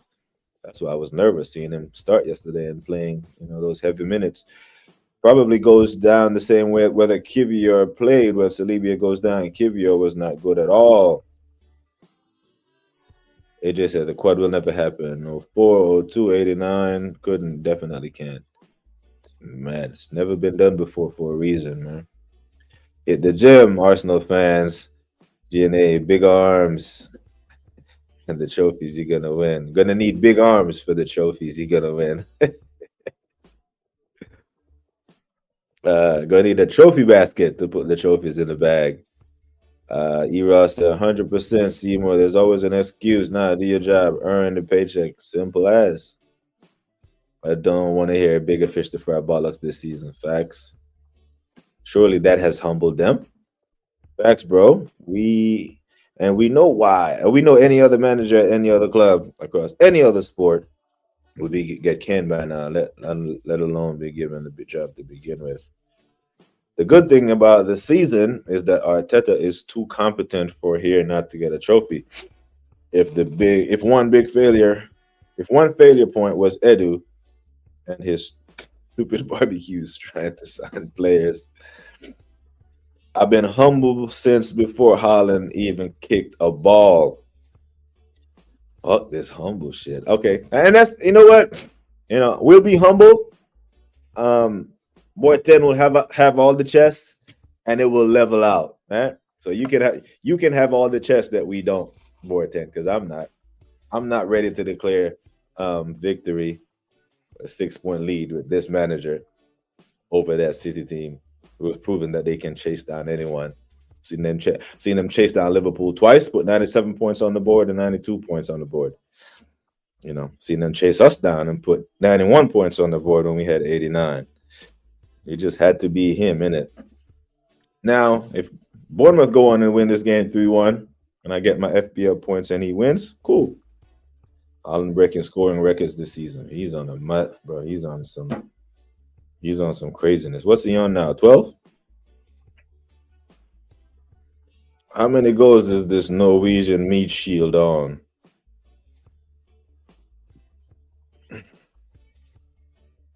This is crazy, man. This is one team you don't want chasing us. He's on 13 goals. My goodness. One team you don't want chasing us, Boy 10, and it's this bunch.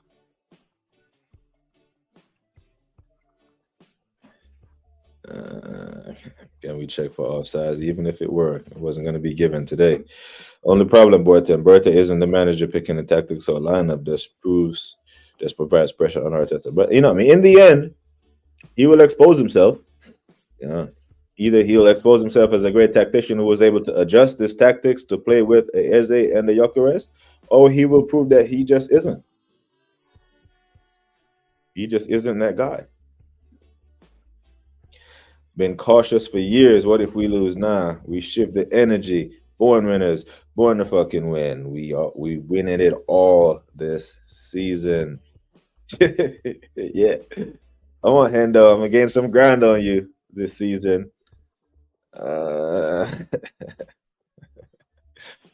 Tactics are good, guys. We can really be talking tactics when the whole league and Europe isn't having a good time playing against Arsenal. And that's all good and all great, but we have to keep that. We keep that energy because, teams can work us out, hoping that they don't.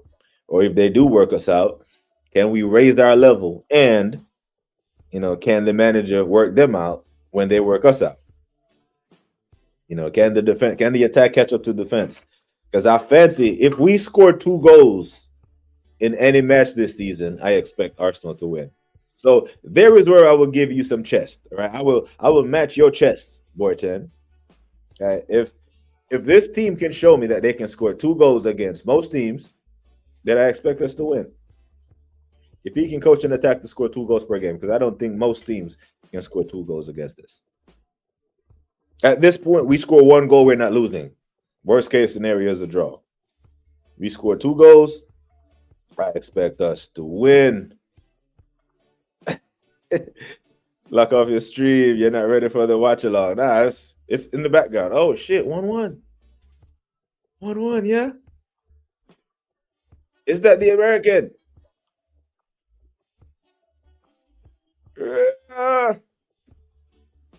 Get in. Look at all the City players surround the referee. Oh, they better not chalk this off. They better not chalk this off. I need them to. Charlie Adams, get in. The soccer player. Oh, that's a goal. What are they complaining about? You bitches. What are they complaining about? Come on, bro. That's a goal, man. The nerve of these fuckers. That Bernardo Silva, I'm starting to hate everyone from Portugal. Every footballer from Portugal, between Bruno and this little rat, that's Bernardo Silva, always complaining about some shit. If anything, that's a penalty. That's a foul on Semenyo. Bardio foul Semenyo. That's a goal, man. They have the nerve to go surround the ref. I predicted a draw anyway. Big up, Sheldon. Hey, fuck up everybody. My God. Oh, yeah. Tyler Adams, the new LeBron James of soccer. Yo! Yes, Tyler Adams scored. Texas barbecue chicken. It's like Shaq says, barbecue chicken. You give him the Kobe, give him the ball, don't load him in the post. Anybody's barbecue chicken, they can't guard me. Never heard Shaq talk about barbecue chicken. Arteta is born to bottle, not born winner. Yeah, man. Shake up net.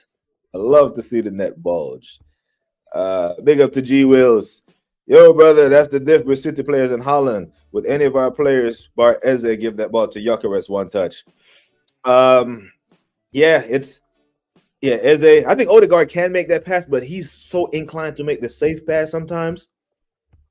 And depending on the phase of the game, like if the game is close and tight, they like to keep it. But if we're winning 2-0, that's when we see the best Arsenal. Like if we get two corners and head them both in, and then the game is open, this team can turn the screw a whole lot once we're ahead.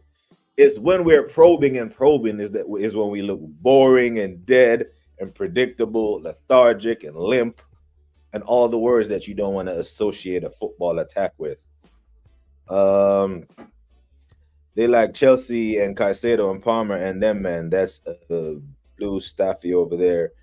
I tell that dog shit. I'm gonna shit. I'm gonna sit. I'm not even the owner.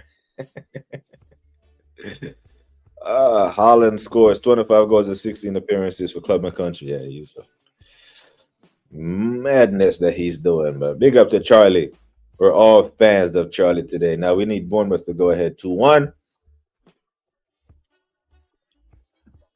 Set piece. Set piece again. Ole, ole. I love to see him concede against set piece, because they concede against the set piece and then Arsenal get a corner and all them man shitting their pants when they see Big Gabby walk up.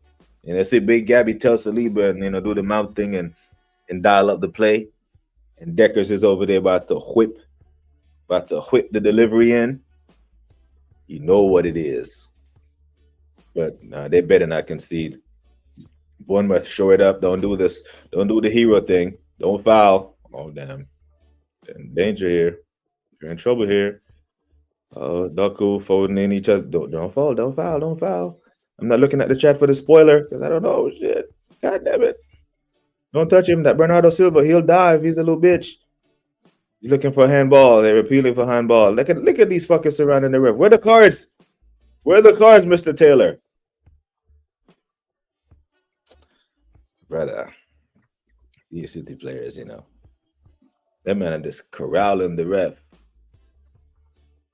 Yeah, bro, they all hit the man knee. And Rick, I swear, what I just said about these these Portugal players, man.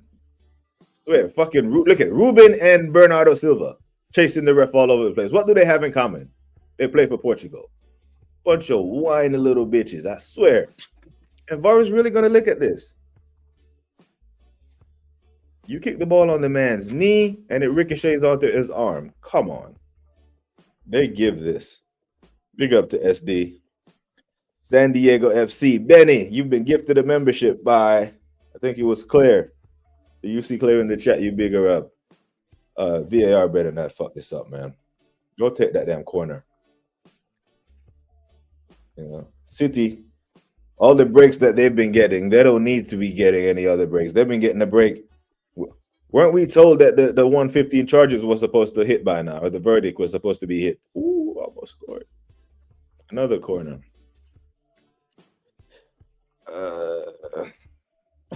Watching Jordy Dread fan reaction. What a viewing pleasure it is. The Jordy Dread has the most to say. about Liverpool these days. I talk about a lot about Liverpool now because I have to respect the champs and respect what they're doing. But yeah, the dread losing today 3-1 to Newcastle to West Ham is not a good look. Yeah, Charlie Adams, a soccer player. One thing I know about these Man City players, they don't like to defend. You give them the ball and they're all over you and they love to play, but you push them back and force them to defend, they get rattled. Whine and complain to the ref. They fly into challenges. Rodri is known for it too, fouling, and don't get booked till the 80th damn minute when he pulls someone's shirt when you got the break on him, when he should have been booked in the 27th minute, and he wouldn't have had the luxury of pulling your shirt back, in the dying ends of the game. You know what I'm saying? And the pizza merchant in goal, man, calls them the pizza merchant. Hey, SDFC, do you support any other English clubs? I know you got San Diego FC in your chat. The San Diego, the Earthquakes, isn't it? That's their nickname. Man says Specs can hold that expeditiously. I'm gonna text him in a minute. Is he live? Is he still live? Specs is still live. I'm gonna call him on air. We'll do what the big channels. No, he's not. He just ended it. Should have called him. I should have called Specs, man. Shit. Because I know a man like Saeed and them man like to call the other channels while they're having meltdowns. I should have called Specs. I dropped the ball on that, people. My bad.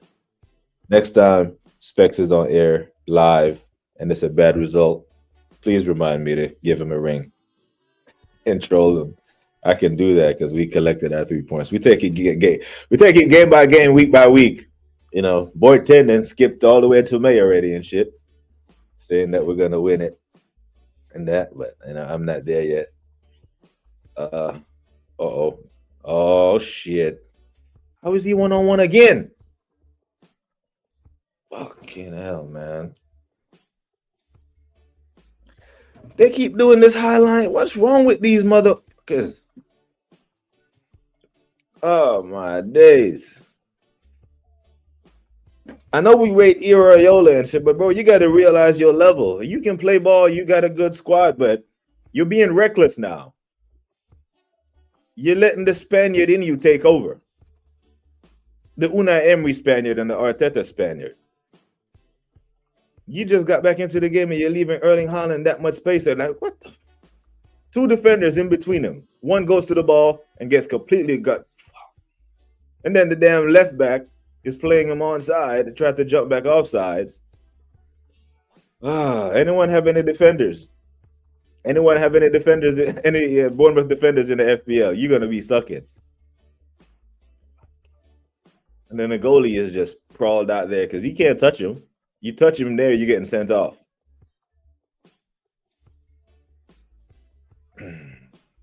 God, man.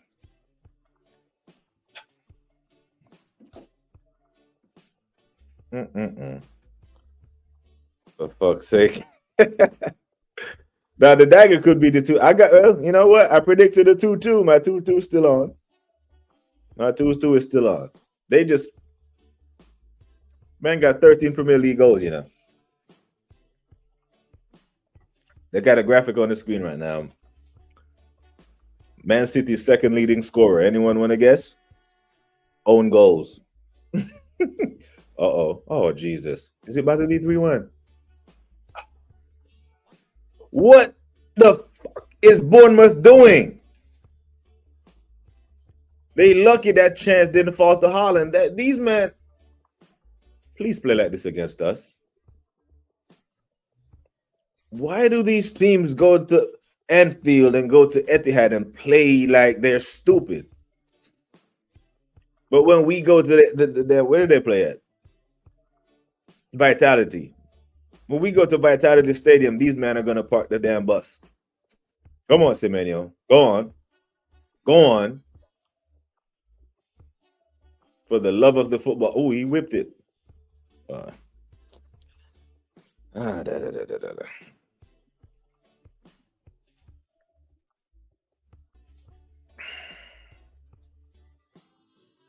Yeah, LFC Monster saying, if you're like this for the virals, I can. You know what? Yeah, I don't want to. I can't do the Arsenal thing because there are people, right, who I've went to places with, in this line of work, and if they see this, they will message me and be like, how have we seen Tehran this calm in life and death situations, right? In austere environments, far away from home, and be the calmest one, but let 11 blokes that he's never met or don't even know he exists make him act this way. I'm not ready for that. I'm not ready for them to see me like that.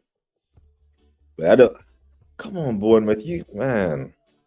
I hate to see when footballers don't play intelligent football. Would not surprise me if Holland dragged City to the title. We know how these lot move.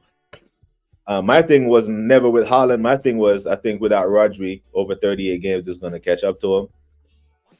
But if midfields are going to be this wide open against them, it's going to be long. Oh, shit. And they're breaking again. And Erling Haaland is through. Shit. Good save. This is about, listen, yeah. Who said lock it off? It's about to be a wrap. I think someone said it's about to be a wrap. This Jeremy Doku, he's in my FPL as well. Almost had an assist.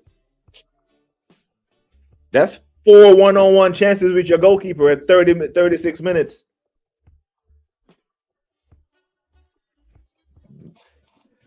Woo! Man, we'll smash everything on sight.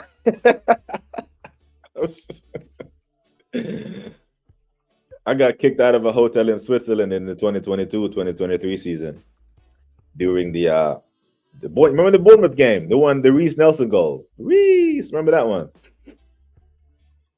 That one. I was could not contain myself. Pack it up. This game is a wrap. Yeah, 4 1-on-1s. You just got back into the game and you're given the best striker in the world. If there's one person that you shouldn't leave open, the one person that you should not let beat you is getting clear-cut 1-on-1s with your goalkeeper. You need to adjust Donny and Donny, because I got Haaland as captain. I bet he score because I have him. I have him as captain. As a matter of fact, let me pull my team up real quick. Oh shit, I've already gone over 2 hours. But it's early morning here, people. It's 9:08. Clocks went back. My team is Haaland, Welbeck. I should have started João Pedro. I benched João Pedro. I put Doku in instead of him. So I got Haaland, Welbeck, Doku, Grealish, Semenyo, Enzo, Kudus. What a dud. I'm taking him out.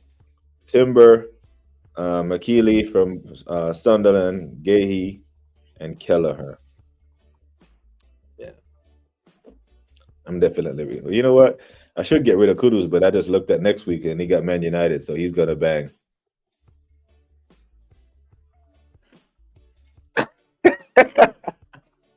No, I will not. Every single one of those have been given to me.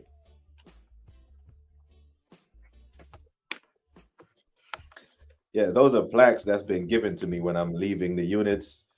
The one over to I guess the screen is reversed. So my left, your right, the eagle rising.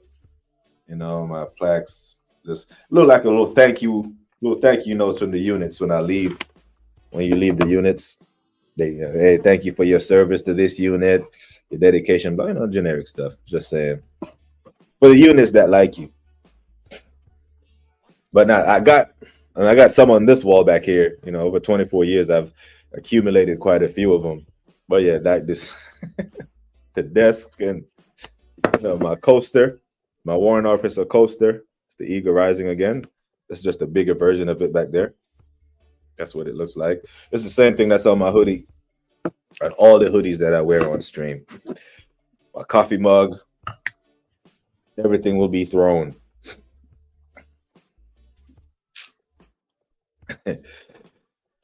BBK, this has turned into an impromptu watch along, ain't it though? Ain't it? I might lock it off at halftime. But it's early morning settings. Everyone is upstairs sleeping. Wife is sleeping. Kids are sleeping. I got this room set up this way for a reason. TV's behind me. I can watch. It's a smaller screen, like a 37-inch TV. I should be watching it in the living room on the big boy screen where I watch the Arsenal games on the 75-inch. But it's calm. Just watching Erling Haaland run ragged in this midfield through this man's defense is. What's the Bournemouth defense record? Let me look at their defensive record real quick.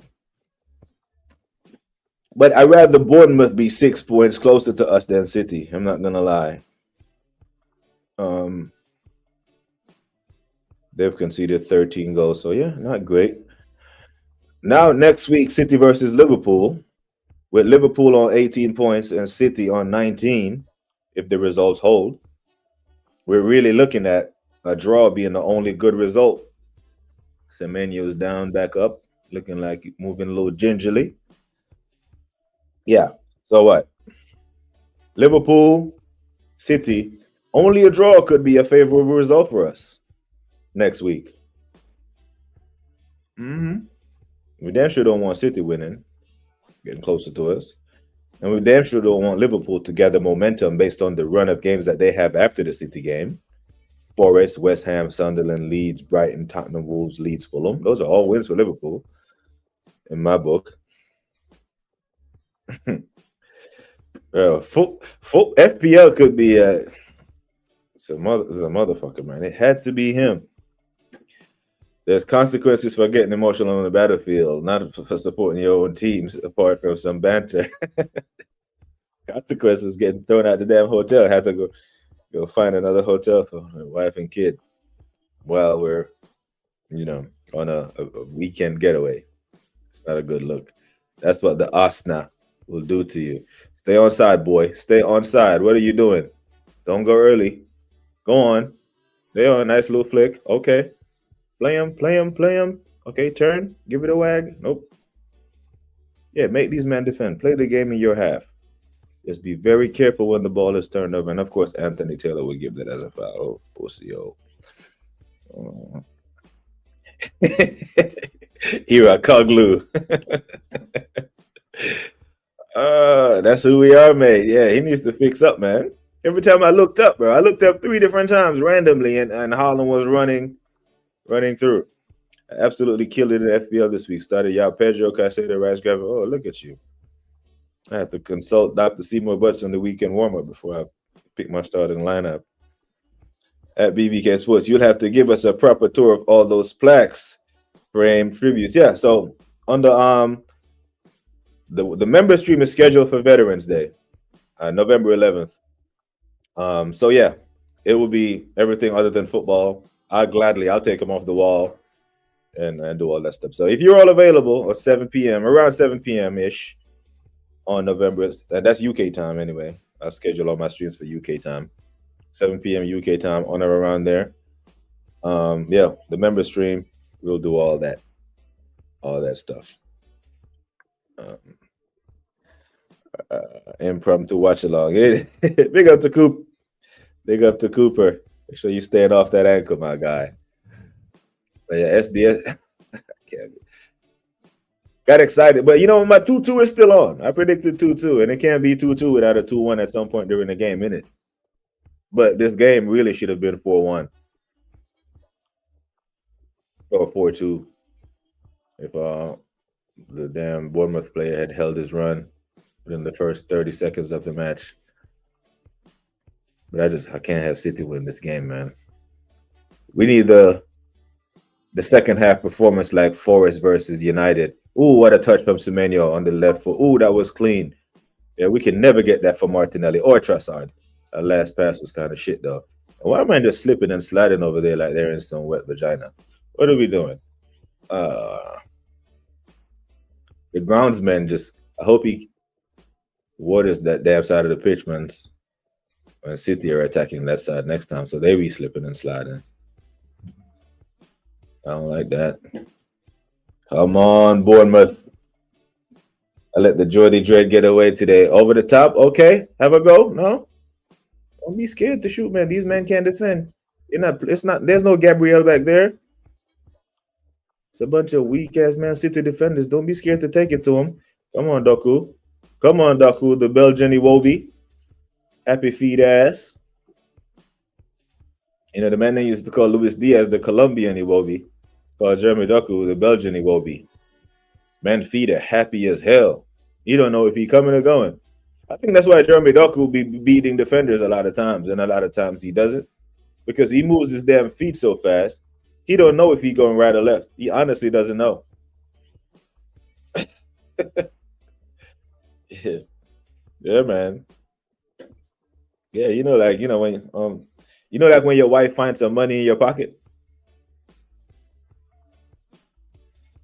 And whenever my wife finds some money in my pocket, I'll be like, "Hey, babe, that's money that I have something else." So she gets very excited. I'm like, "Woman, you have access to all my money anyway, but for some reason, like we go to bingo and win like one of the jackpots, they pay you in cash. Oh shit." And then she sees the money and just gets very excited. I'm up walking with a cane, got the stitches out. I had 30 in 2 places in my ankle. Ooh. Oop. Careful out there, man. You know, when I had my damn surgery and I was home on bed rest, walking to the kitchen, and out of all the places I could bump my leg, 2 inches below the wound, bump my damn leg on the coffee table. I swear. My kids weren't in the house, I'd be screaming. Phil Foden on a yellow. Attack him now. Make him do something stupid. Make him make a rash tackle. Come on, Bournemouth. Justify your place in the table. Play like you have some sense. Where is Bournemouth now? They have went from 2nd to 4th. Justify your 4th place in the Premier League table with a better performance in the second half. And don't do a Villa and concede right before the damn half. You know, don't turn into Emi Martinez and give Mo Salah assists. How the hell you out here giving Mo Salah assists before Florian Wirtz? I don't understand that. Turkey looking lively in the middle of the park. I can't lie. Good switch. Goes out of bounds. No, he keeps it in. Come on, boy. Must tighten up. Come on. Yeah, he needs to lock in, man. I got him in my FPL too. I need something out of him today. Nope. I'm surprised. I'll be shocked if we win another game, bro. We could be going 2-15. You know? I can't believe Philly let us beat them. You know, matter of fact, at halftime, I'm gonna switch over on one of the NFL Red Zone and see what the scores be like. Appreciate you reminding me. Still 3rd, waiting on the Golden Bird. Said Anfield the Red. Yeah, let me look up the NFL scores real quick. I might have to change my background to the around the league's background. Yeah, no kickoffs yet. Kickoff at 1 p.m. Eastern, which is 10 my time. The 49ers, no, we ain't beating them. We definitely ain't beating them, man. Debo gonna do the damn thing. But I didn't see us beating the Eagles either. We somehow beat them, so. Yeah. Hey, Anfield the Red. You don't forget you don't forget. Cheeky one. I don't make the backgrounds. My son does. You know, he's 17 and he just plays around with, you know. But hey, Dad, try this one. I'm like, okay, cool. Make him feel like he's a part of the team, innit? Who's that laying on their back? Who's that doing the best impression of Bonnie doing? Oh, Fulham. Oh, it's damn Foden. Had to be.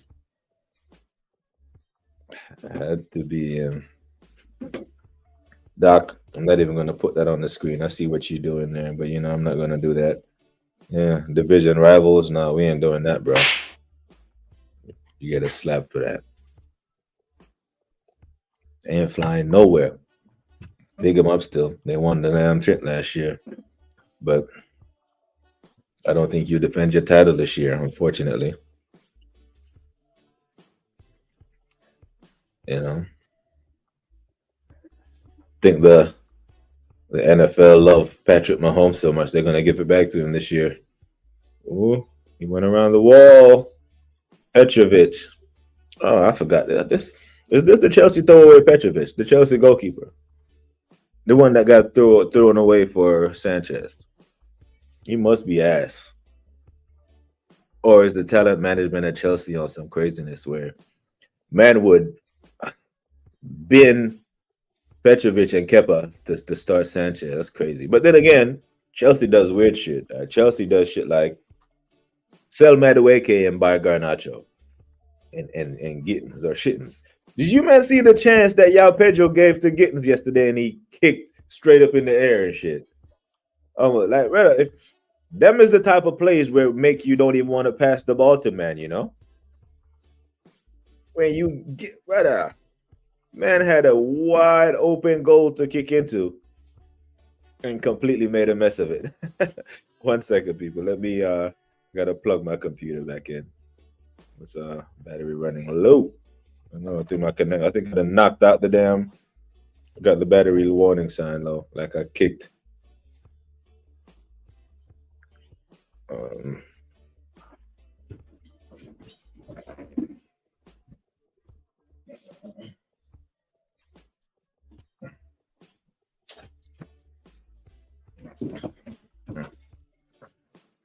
Like I got too excited and kicked the damn power cords and unplugged my computer.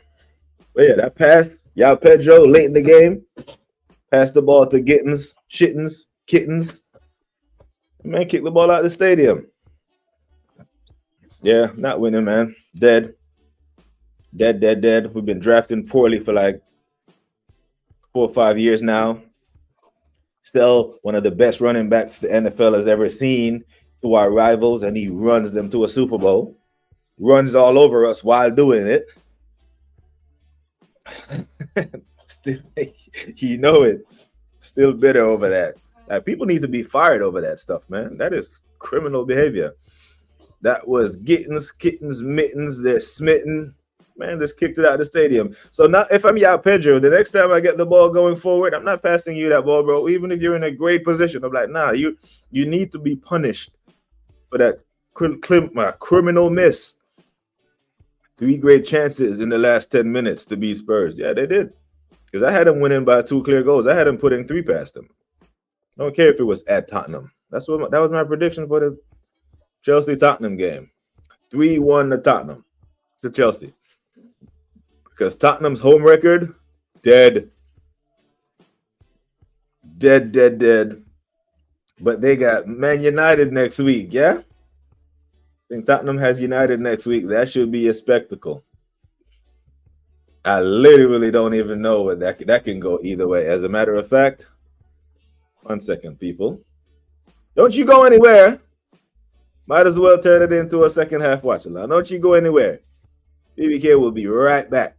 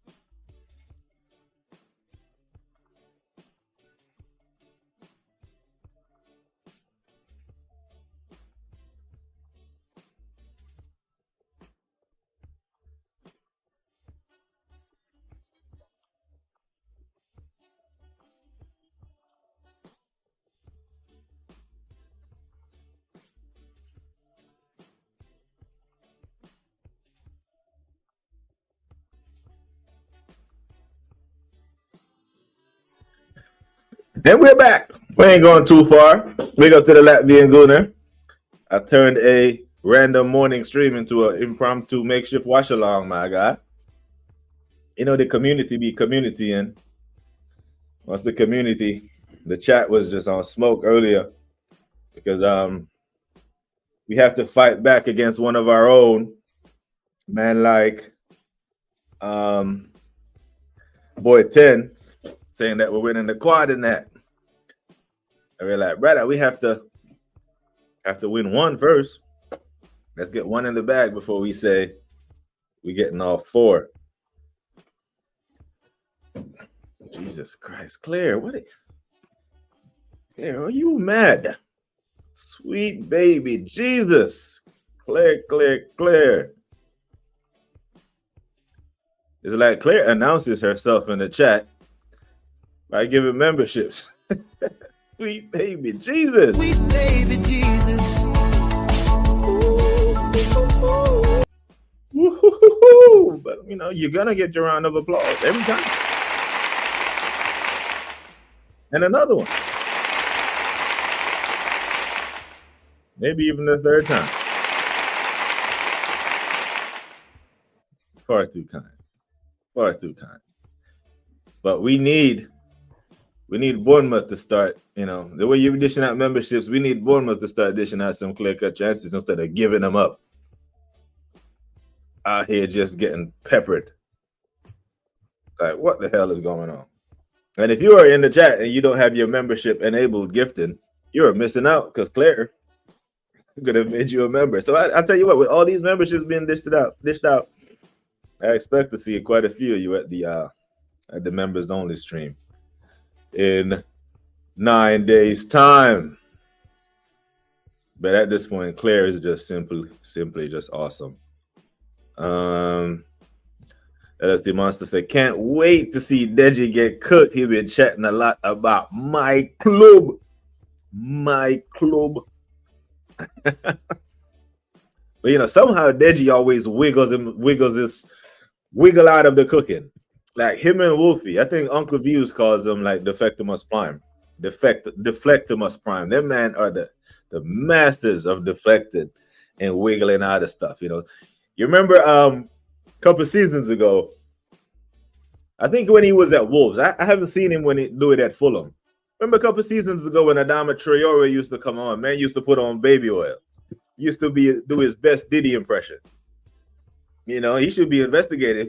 If he has ever been in LA, he might have been to a Diddy party. Because Homeboy had a whole bottle of olive oil, of baby oil, putting on his arms before he came onto the pitch. Slippery. You remember them ones? That's how Deji and Wolfie be in their panel streams. You know, man, just be slipping out of the press. Whenever they get pressed, they slip out.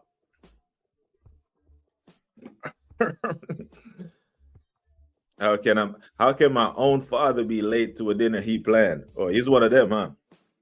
Oh my days. Hey. You sure he remembered? Traffic. We're gonna hope that Daddy Olise is in traffic somewhere. Yeah? And I hope he haven't left you hanging.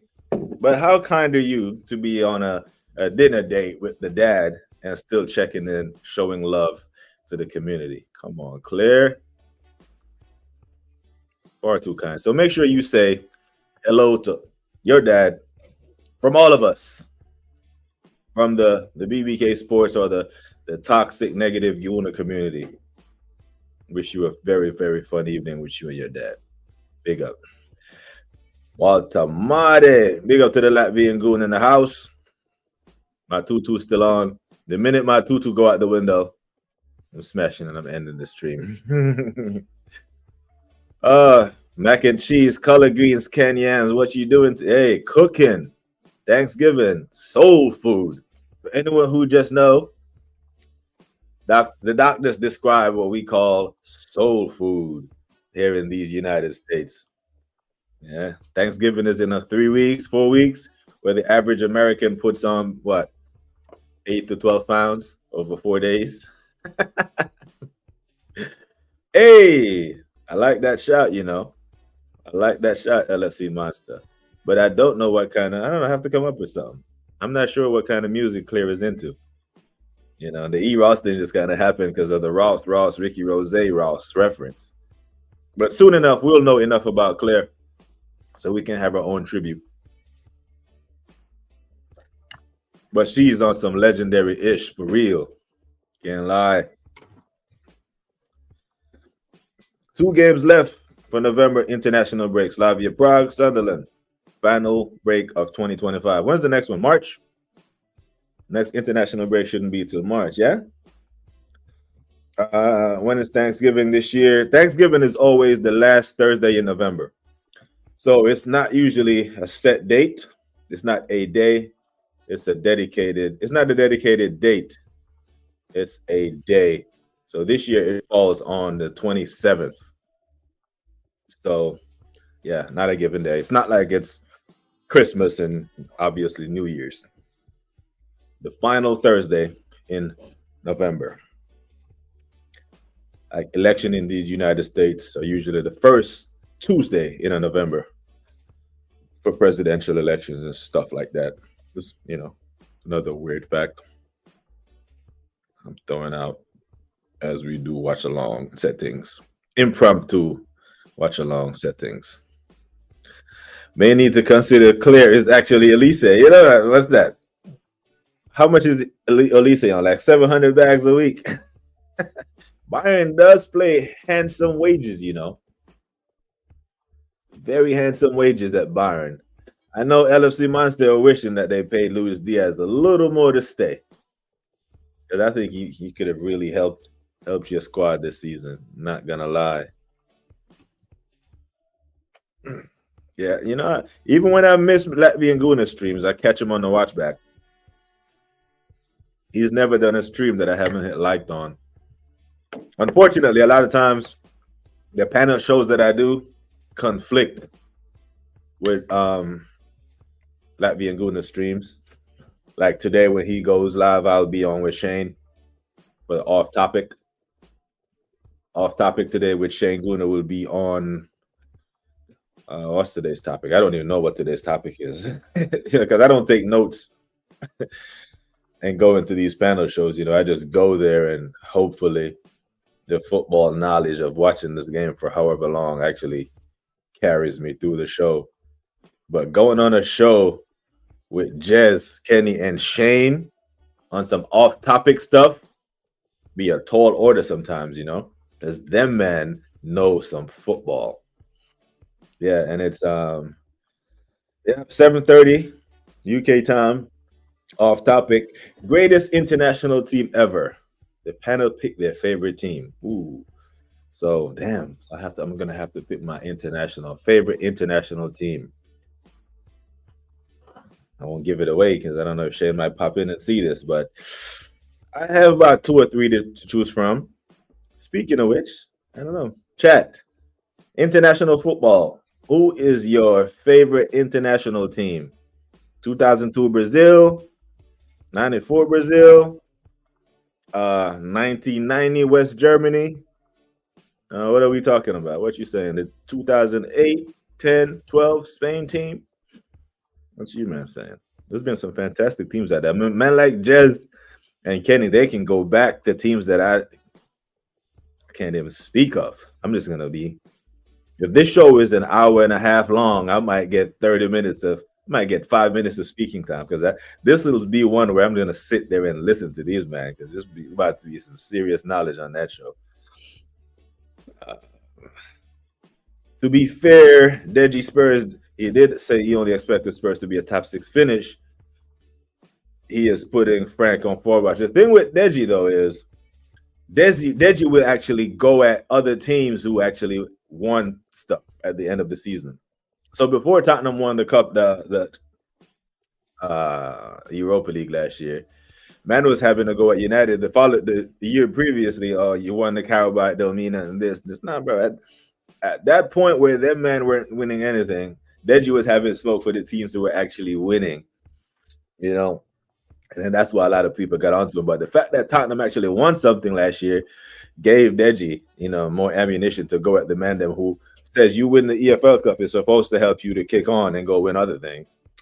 But hasn't been the case because the United team that they said would kick on after winning the EFL Cup is the team that Tottenham beat in the final. Brazil, Senegal, 4 p.m. And these are the things that I miss about being in Europe still, because I would love to go to one of those. I need them cookouts y'all be having. Listen, next year, summer people, the invitation goes out to everyone who supports the channel, especially you, Claire, because I don't think anyone's been supportive the way you have over the past couple of days. But to everyone who watch, who like, who comment, every single one of you, make sure if you are in these United States next year during the World Cup, call me. You can email, Instagram, let me know you are here. If you're on these West Coast, and I won't be on the West Coast the entire tournament, I will be traveling around. I'm completely free. I'm retired as of 1 March. Be completely free. So if you are here, if you have any questions, Dr. Seymour Butts will be about. I will be about. Make sure you reach out. I will be returning the favor of all the support. Got my English version of soul food on the go. Pork chop and roast dinner. Get in. Big up to Latvian Guna, man. The content speaks for itself, my bro. You make fantastic content daily. Not everyone can do what you do, There are quite a few YouTubers who do like panel shows, and they can only do panel shows because they can't sit and speak football for an hour, and you do it daily. And that requires knowledge, that requires skill, and you do it day in, day out effortlessly. A little off with the pass there. But yeah, just like yesterday, 92 seconds. And Forrest got back into the game against United. Come on. Come on, Bournemouth. Byron came in for Gakpo first, but he didn't want to pay our price. Eventually switched to Diaz instead. He's on fire. Well, he's making that league look too easy. 2004 Latvia.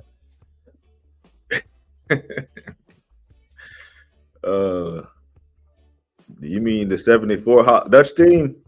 90. Hey, I want to give mine away because I would be over there talking, but listen, right here, Zizou, Deschamps, Desai, Desarizu, Thuram, Barthez, and 2008 Russia 2018. 2018 was fun. Okay, yeah, we got you. I kind of worked that out. Hey, who knew? Who knew you would say that? Who knew that you would say the 2025 French team? Oh, man. Doc said 02 Brazil, 06 France. Ooh, hey, man, there's been some. Yeah. With the horses and the helmets and that.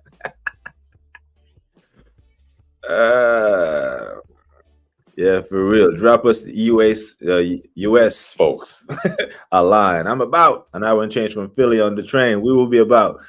We are going to show what the community is all about. The community will be community in. We must. We will be there for one another. Yeah, just shoot me a note. Growing up, that's Euro 96 England. Yeah, Euro 96 was. Yeah, Euro 96. Euro 2000 was badass. Would love to visit for the World Cup, but sadly can't afford those prices for ticket out there. Maybe if we win the Euro Millions, then I don't know. Watch the algorithms, man. Watch the algorithms, because what's going to happen as we get closer to the World Cups and stadiums are built and hotels are going up fast, bro, quick and fast. As capacity increases for them to house more people, airlines will monitor those algorithms, monitor that data, and they will add flights. So there will be another a Boeing Dreamliner 787 flying from Heathrow to Seattle, from Gatwick, JFK, from Stansted. No, Stansted. I don't think those fucking aircraft can take off from Stansted.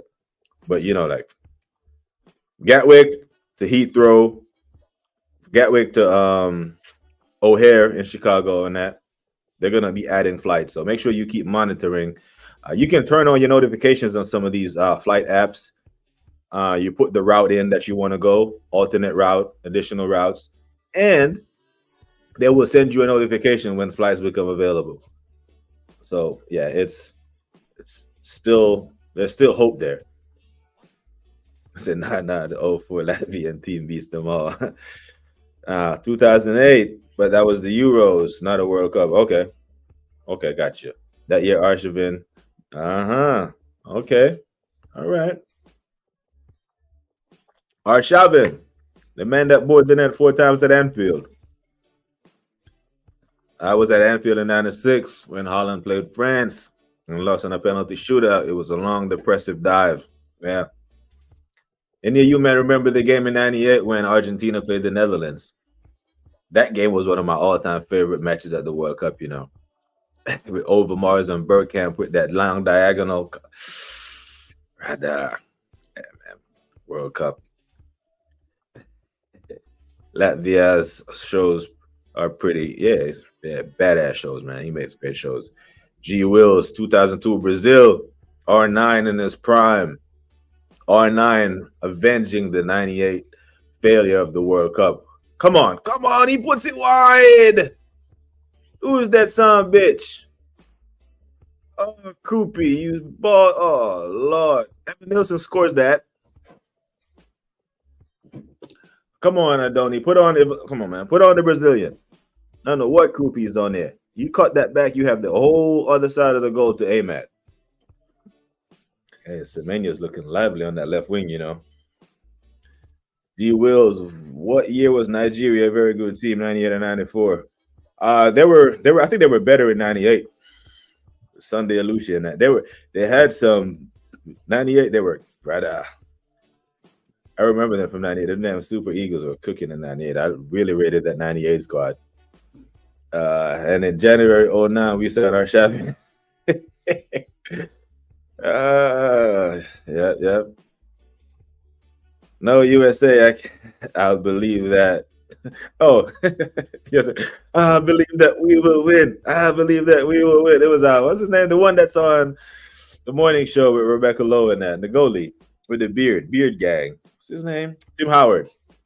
Tim Howard was a good goalie though. He had a what was it? The 2010 World Cup or 2014 World Cup when he was on the siege with Belgium. That Belgian game, he made like billion saves in that.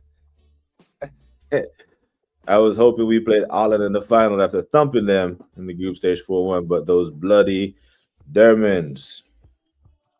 I don't even watch internationals that often. I only watch French and some England matches. Who knew? Who knew that Claire Olise likes French football?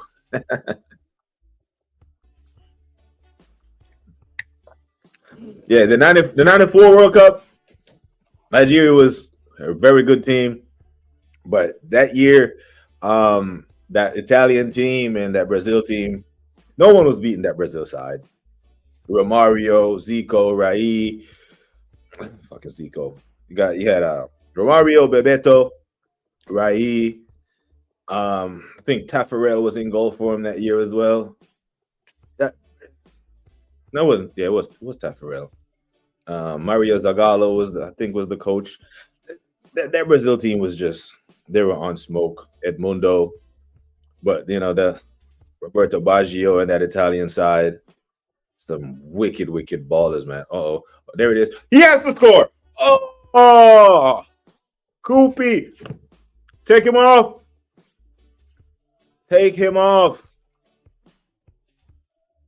You can't be missing these chances, man. Erling Haaland was clinical. They're leading. That was your 2-2 right there. That is what a chance. Did he save that? Hard and low is what they teach you. Because it's harder for the goalie to get down and save a goal. That reaction time is much faster. That was a chance. Koopy could have scored there. Yeah, long hair don't care. Remember that? Remember that one? He skied that motherfucker. Yeah. I'm surprised that game actually went to pens because the talent in that Brazilian team they were supposed to unlock. But that Brazil team, Brazil was winning that World Cup. They were the best team in it. Alexi Lalas. That Brazil, the Brazil of the day motto was you score how many you can, we will score how many we want. Yeah, they would go down 1-0 and laugh and be like, all right, we're gonna start playing now. You know. And I never even rated Raí as a number 10. I don't know. He was the first Brazilian number 10 that I didn't rate. The levels back then for the number 10 shirt. U.S. squad in that 2010 era was just missing a decent back line. Donovan, Bradley, Dempsey, Altidore had something in their locker. It was Bob Bradley was coaching them at the time, innit? I think Bruce Arena had just relinquished power. But Alexis Lalas was in that squad in the 98, the 90, and the 2000s. The 98 squad had man like Eric Winalda and Kobe Jones and that. You remember them, man? That was before the Marcus Beasley and his brother came onto the scene. But Kobe Jones, Eric Winalda, Lalas, shit. Man, the memory is fuzzy. But I do remember them, man. The long hair generation. Weah, the best American striker. Not Balogun. Balogun is probably get a start. He gets the shout, not gonna lie. Also remember the Irish team dying of heat in America in 94. Yeah, so the World Cup being here in 94 was meant to kick on U.S. soccer growth. I'm not sure it actually did it to the levels that we were expecting, but this one will definitely, with the age of the internet, this one will actually do magic, will do wonders for the game in this country. Now that, we have, Americans playing in the Premier League, not named Fulham. Yeah, that one literally just scored against Bournemouth. The guy them playing for Juventus, like big clubs. So, Juventus and LeBron James of soccer and Pulisic. Come on, book him. Jeremy Doku, book him. Come on, ref. One more roll. Come on, one more roll. Do one more roll. Roll over again. Roll, motherfucker. You got to keep rolling. Yeah, hold your face and roll over. Come on, man. You got to. Somebody need to teach him and this boy how to act. Send him to Hollywood. Get him some acting class. Hold your face, hold your calf, and roll the hell over. Get him sent off. He's fucking this up. The defenders were deadly. Marcio Santos and Alder. Yeah, man. That Leonardo Tab Ramos incident. You remember that was that the 98 World Cup when that dude elbowed the shit out of the Colombian guy? Spria. The man was on the ground doing like he was twitching like he wasn't gonna make it. Whatever that was. Yeah. Do the Neymar role, bro. Like, come on, you're away. You need to sell that. Because guarantee you, if that was Bernardo Silva, someone getting a card. Get anywhere near Bernardo and kick him and see if you don't get sent off.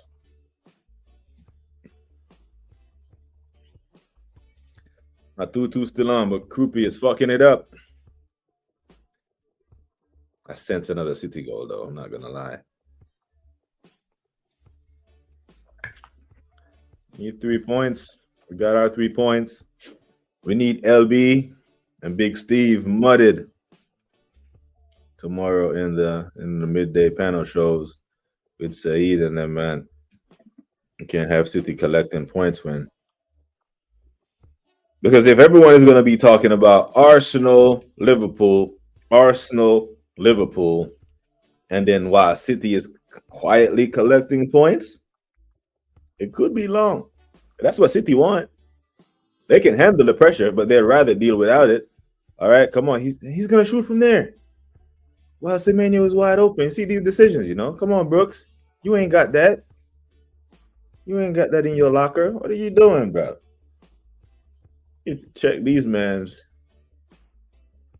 payroll, Yeah, thanks to Claire, I look in the chat and I see a lot of my little custom badges that I made. The BBK All Star, there's the green one, and then there's the red one for the new members. Big up to Claire, man. Claire got the chat room looking like a Christmas tree. Big her up. Hopefully Claire will be around for the member stream as well. Foden on the half turn. Pushes it out. Danger. Fucking 3.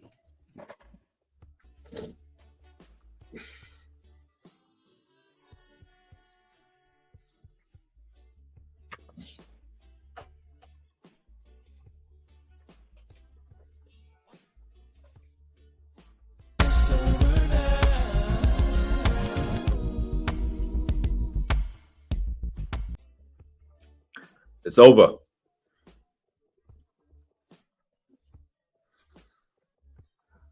These men cannot recognize danger.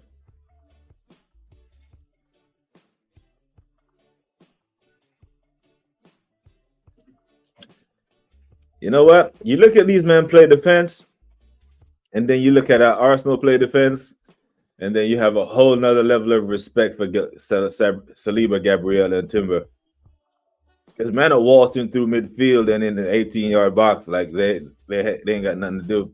Like, when was they going to recognize the danger? If I hear blowing kisses to man.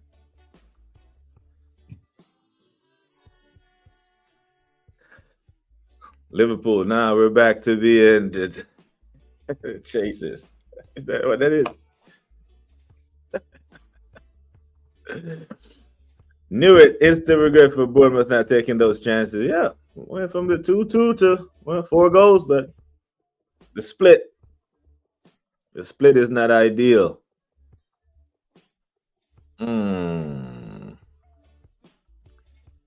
What was the most notable underperforming international team in the competition? Thinking 2002 Argentina, 2002 and 2010 France, 2002 Portugal, 2010 and 2014 Italy, 2014 Brazil getting smacked at home at the end of Spain. For me, it has to be the 2002 French team losing the first match of the tournament to Senegal. That was beyond embarrassing. Now, I know the 7-1 at Brazil at home to Germany is bad, but the context around that game, there was no Neymar. And Germany was a monster. Germany is a good team who actually went on to win the damn tournament, yeah? Losing to Senegal, bro, when you're the defending champs was... And I had high hopes for France that year, but they were a complete mess. Anelka getting sent home in that. This is frustrating about teams like Bournemouth. They make the most basic mistakes and then compound it by also failing to take their chances. Facts. Once I see Foden get the ball, I say danger. 3 passes later, the ball is in the net. And these men are on the pitch ball watching. And they're dead now. They don't have the balls to pull this off. Ain't no 3-3 written in this. Now they're gonna stop City from trying to score more and accept the 3-1 defeat. Now he brings on Evan Nielsen for Krupi, bro. That sub should have been made. Why the hell was Krupi on the pitch so long? It's kind of like that shit house from Villa yesterday, that Guisson guy, that 24 with the dreadlocks. Shit, what a shit player. Imagine your Jadon Sancho getting benched for that. This is the shit that I talk about. Unai Emery does stupid shit like send Leon Bailey on loan and bench Jadon Sancho for Guisson. Guisson yesterday just got the ball and just ran into 3 Liverpool players every single time. He got the ball. I'm sitting there. I'm like, okay, watch him. He's going to run into traffic and give the damn ball away. So said, so done. They were truly awful. That performance. And the thing is, Germany passed the ball into the net 7 times. There was not one worldie. He just passed it in the net. Germany didn't even have a striker. I don't think they were close to that year. They played a 4-6. 4 defenders, 6 midfielders, and just passed Brazil to death. Just gotta hope for a repeat of the Feyenoord game last season. Another Basque manager stinker. Yeah, City fuck around and blow this wide open, bro. Wahizi and like Wahaha in the house. Oh, hey, nothing will send more confidence in you than to be 3-1 up at home and see Rodri warming up. Now, I did say before the game kicked off, when I looked at the lineup, so the only way we'll see Rodri play today is if City are winning and he comes on to shore up the game. And that's what he does. He comes on and shore this up. Because if they were losing and needed a goal and needed to chase the game, they would need a Rodri. He would probably bring on Marmouche or Reinders. When you see Rodri warming up 3-1, yeah, this is a City win. Big up to Wahaha. What you telling us, bro? Need your help in tracking down the betting accounts for Emi Martinez. We're saying that Emi Martinez must be thinking he's Florian Wirtz, giving Mo Salah an assist in that. Kicking the ball straight to Mo on some asshole shit. Yeah, he doesn't hide, man. Wahaha shows up. He was probably somewhere in another stream, or one of the big boys, or one of the Man United content creators. But you know, Wahaha, I truly appreciate you taking time to check in on BBK. Manners and respect every single time. I think I'm one of the few people that you do follow or do watch that actually subscribe to your channel and watch your stuff as well. Oh, you gonna whip it in? Where's the whip? Where is the whip? No whips. Come on, Semenyo. Move a little bit. You're flat-footed. You're just standing there. Ozil, the creative monster in that Germany team. Yeah, they left him out of some games though. He was in the squad, but people remember Ozil for the madness with the Turkish prime minister taking that picture, and Germany getting knocked out by Korea in the 2018 World Cup versus his performances in the 2014 squad. He doesn't hide, man. Doesn't hide. It's a bit surprising to me that City didn't go get a DM in the summer that can supplant Rodri as a starter. I don't think most DMs in the world trust that Pep will believe in them to do that. One of the reasons why I think we got Declan Rice is because Rodri was at City. And it's like, nah, bro, I'm 24, 25 years old. I want to play football. I'm not about to be the English, well, I was about to say the English version of Calvin Phillips. Then I remembered Calvin Phillips is English. We do know that Calvin Phillips is still on the books at City, right? He didn't go anywhere. Calvin Phillips is not on loan. He is still a Manchester City player. Oh, am I tripping?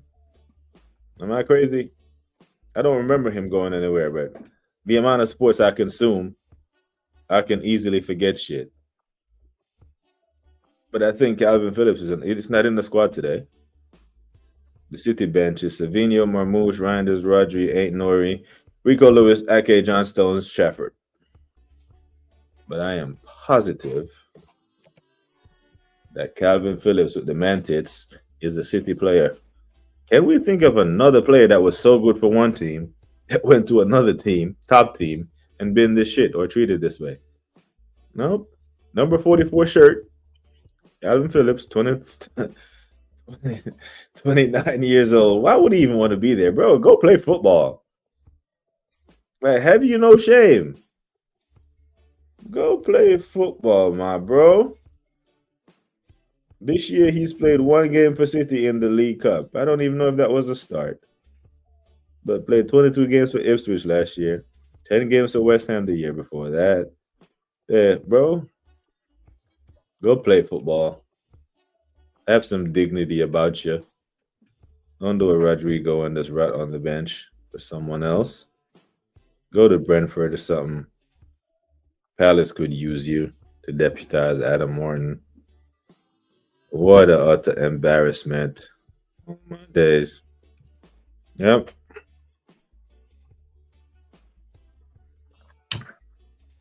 Emmy Verts. What an assist. Thought I should have looked over the verse and be like, motherfucker, those are the assists that I want from you. Play me in.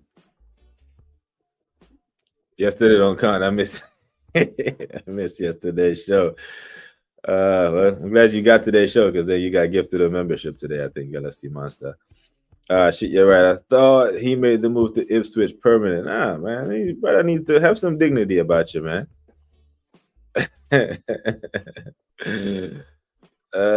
Alexis post Arsenal. Because he went to Inter, didn't he? He went to Inter and actually played. And Alexis is still playing. I think Alexis has scored a goal this season. Like Phillips was the best midfielder at Leeds, or one of. Was he not? Like he got a call up to England. And I think Alexis is 30. He's still playing he's at Sevilla, yeah? But I think Alexis went to Inter and had some moments. He went to Marseille and had some moments. Calvin has had no moments. Calvin went to West Ham and was fighting with the fans and shit. You know. So, it was mad. Grealish. Grealish is a shout. But I was talking about a smaller team to a bigger team. The gap between Leeds City, the gap between Villa City, I guess it's smaller, but you're spot on there. I actually consider Villa like a massive club with rich history, but so is Leeds in it. But yeah, they spent so much time in they spent so long in the championship, people actually forget how good Leeds were back in the day. But yeah, it's a good shot. But I still think Phillips was. Oh man, I don't know. You might have a case with the Grealish, because at least Phillips didn't cost $100 million. So yeah, big up to G Wills. Man, to move to United after he left. But yeah, that's the difference for me. Big club to big club, a big club to a bigger club. Leeds to City. I think the league was too good for him. But yeah, mad one. It's another shout. Cedric to Arsenal. Another Arteta signing. Cedric. Listen, Cedric and Bellerin fighting for the right back spot at Arsenal. Oh my God. Now we look at Timber now and we're like, oh my days. That's it. Hecky B. I was criticizing Alexis that he trained too hard and wanted to win too much. He was from a whole different league, was he not? He came from like Brazil. Pablo Mari will forever be remembered as the guy who got bodied by Lukaku. Coincidentally, that's the last time Chelsea beat us in the Premier League game, home or away. Jeremy Doku going off with no assists. Let me see how many points he gave me in my FPL today.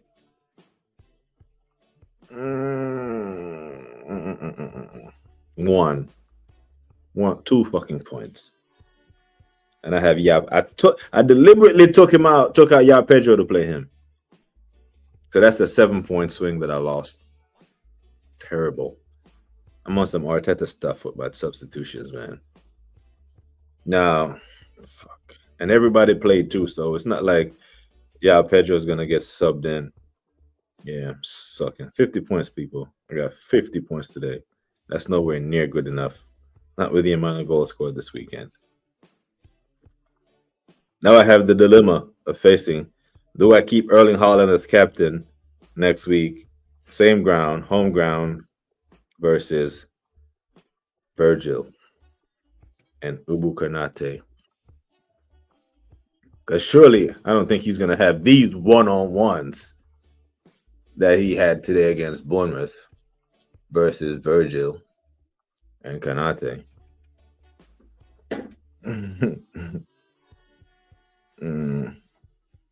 Yeah, that's quite, and that's what I'm gonna have to do today on the show. I'm gonna have to have Google open and look at some of these names that Kenny Ken and Jez is going to bring up. It's embarrassing when Italian teams are going for Billy Gilmore and McTominay ahead of Phillips.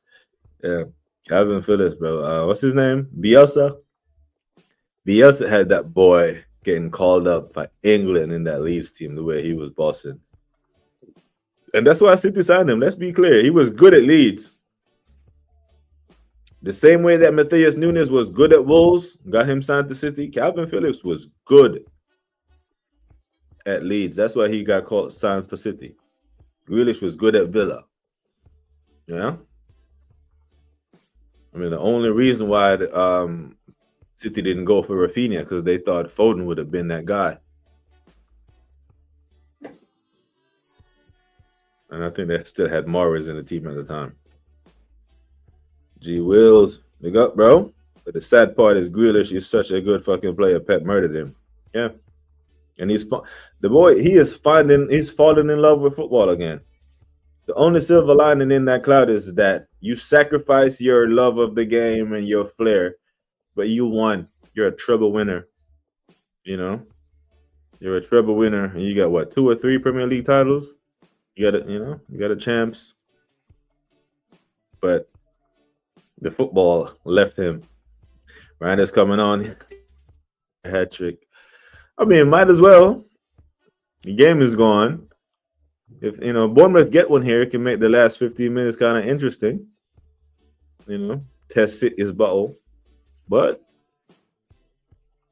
the next goal can be a City goal. Look how confident these men are against Bournemouth. Foden taking the ball down in the box. Yeah, that's where you know these men ain't about nothing. Erling Haaland out here, Megan man, running on through. Slovenia right side, danger, and and this is why Pep. So Pep would have opted for some ball retention there rather than Slovenia trying to dribble 2 men. Mari was an improvement on Mustafi, not the World Cup winner. Not the World Cup winner Mustafi, what people say. You'd think so, but it's Liverpool. That 82 Brazil squad was the best team not to win the World Cup. After 35 minutes, Barca up 2-0. Who scored? Who's on the score sheet? Lamine Yamal. Give the J's, the Y sound, give a J in Spanish when it starts the word. Ferran Torres, 3 minutes apart. Rashi on the left wing. Man. No one calls Cedric. Should never play football again. Arteta signing, man.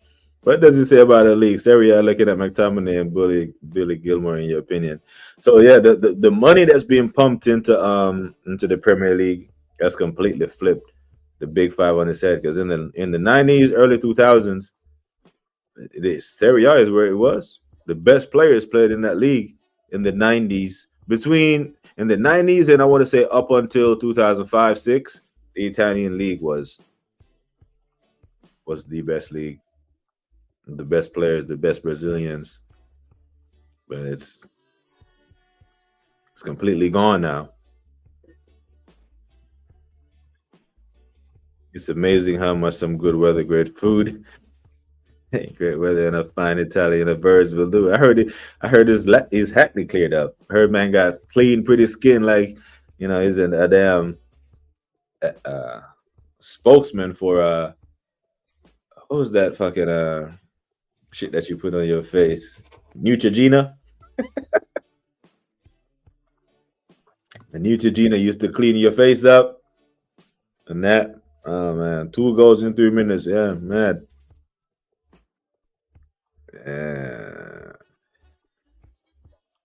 Or the local Tony from Underground. Second time around, baby. The sequel. The sequel is really greater than the original, but when it is, it's usually fantastic. Can't believe Bournemouth is letting us down today, people. I had a draw for Liverpool, and I had a draw for City, and they both picked up 3 points at the expense of Villa and at the expense of Bournemouth. 2 teams who were actually on a surge, because up until yesterday, Villa's form and Arsenal form were the exact same. 1 draw, 4 wins. Villa was in top form. Now, obviously, we got 5 wins on the bounce. We are the informed team. But City, in form as well. City would have picked up 4 wins and only 1 loss in their last 5. Liverpool form, less spoken there, the better. A lot of L's on that board. Semenyo Loden. He better do something soon. Running out of time. Foden in the box. Okay, come on the break. Make a good pass. Control the ball, make a good pass. Okay, that's a good pass. Semenyo. Come on, Antoine. Come on, Gardner boy. Oh, he got caught. Man, let Vardio chase him down. Speak it into existence, the red. I'm here for it.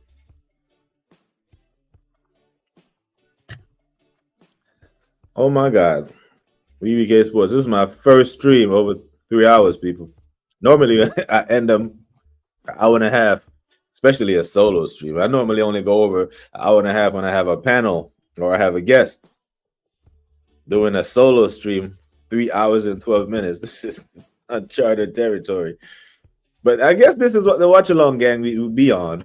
It's fun, especially when it's not your team, and especially when your team picked up your 3 points and you're top of the league. I could do this. I can do a non-Arsenal game. Unfortunately, I didn't plan to do a watch-along, so I don't have the, fancy effects and timer and all that. But it's been a great chat with you lot. Not going to lie. Ironically, Serie dipped the time off, yeah? Calcipiole. Do you think City can pull off the 6-point difference? Absolutely. Absolutely. We've seen him pull off 8-point differences. Seen these men go on 13 and 15-point runs, and Rodri's coming back. This is why I was asking, man, and they were answering with chest when I asked them after match week 9 when they were declaring victory. I said, fuck match week 9. If it's match week 29, 27 points to play for if it's match week 29. Do you trust Arteta with a 6-point lead with City? I do not. I don't. They can do it. They have done it. How do you not believe something you've seen? Seeing is believing. They have shown us that they can do this. These men are winning. These men are winning a game 3-1 and are able to bring on Rodri,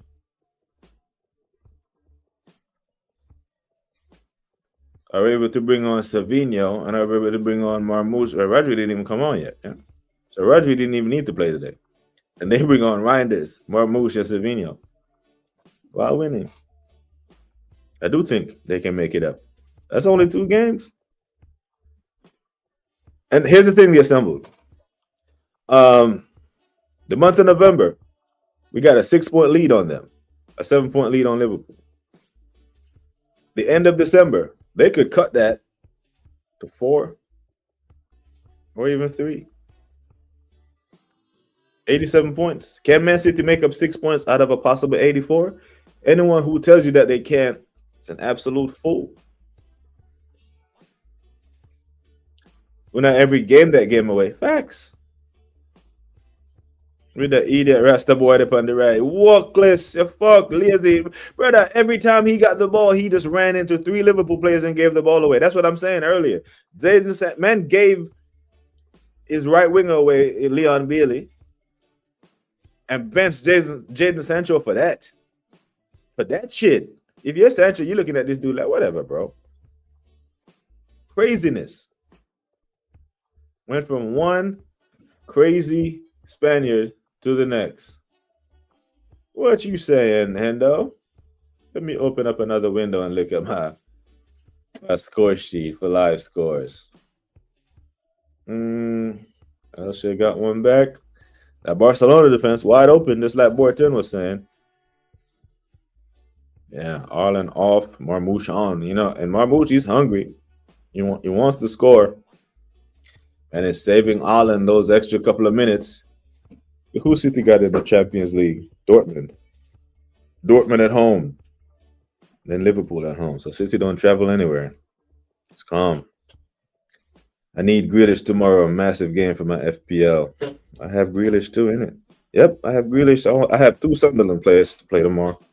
So maybe my 50 points will go up to 60. Grew up on 90s Italian football. Highlight show every Saturday morning on Channel 4. Yeah, we used to have the Gillette sponsored highlights. Was in awe of the players in football and how Italy was younger.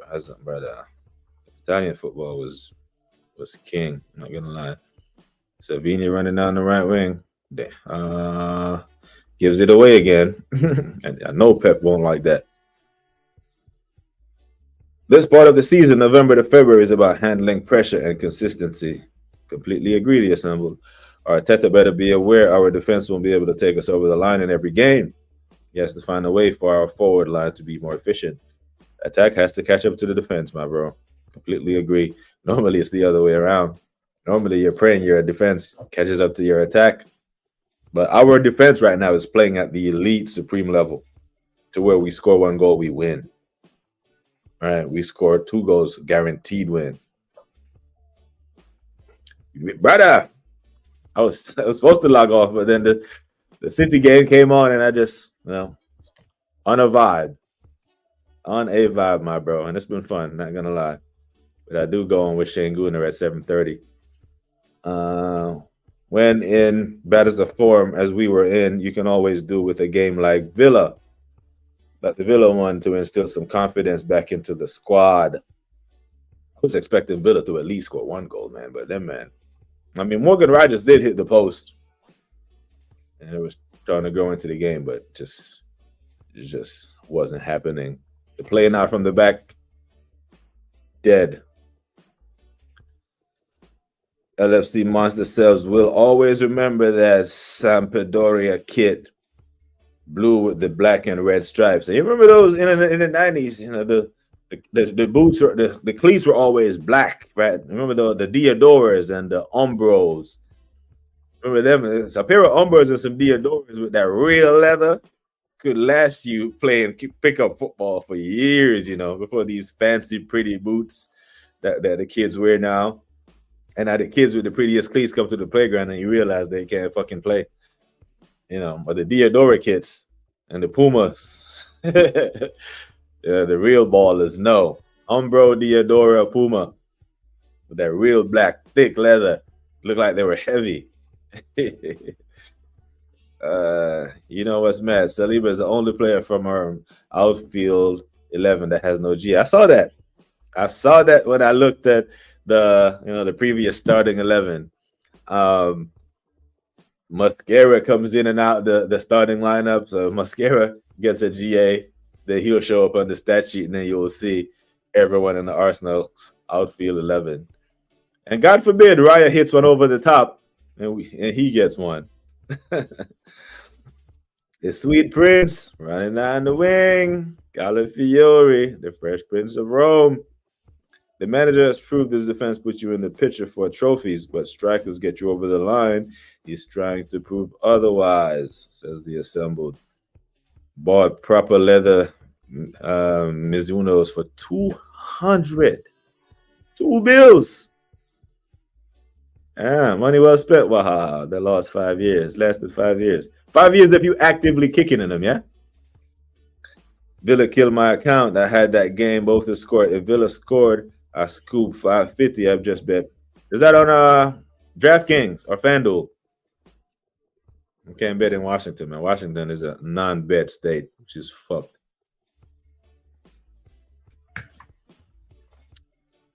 Hell yeah. You know about that Valsport. There's always one that I'll skip. But yeah, the boots I wore for rugby in the 90s had so long studs on them. I was never be allowed. Yes, sir. It's what you had, isn't it? It's what you had. You had to go kick ball. Rodri coming on in the 8th. What are you doing, Pep? I hate when managers do this shit, man. You're 3-1 up and you're bringing on the Ballon d'Or winner on the 89th minute. When the moon hits your eye like a big pizza pie, Calafiore. Yeah, did have a shoemaker to fix them. Shoemaker, that was an actual profession in the 90s and early 2000s. Do shoemakers exist anymore? I would think not. But in Jamaica, there was a shoe corner on every corner in a Spanish town. On Cumberland Road, right? That's up. Yeah, I used to take my cleats there. Turf, cleats. Your desert clocks to get resold. Today's kids will never understand the shoemaker, the cobbler. Tore laces and radar. It's mad. G Will Sports Senior. Yay. Yeah, man. Match of the day highlight. Calafiore forward downs in the Burnley match. Cobblers. You know what it is, the assembled.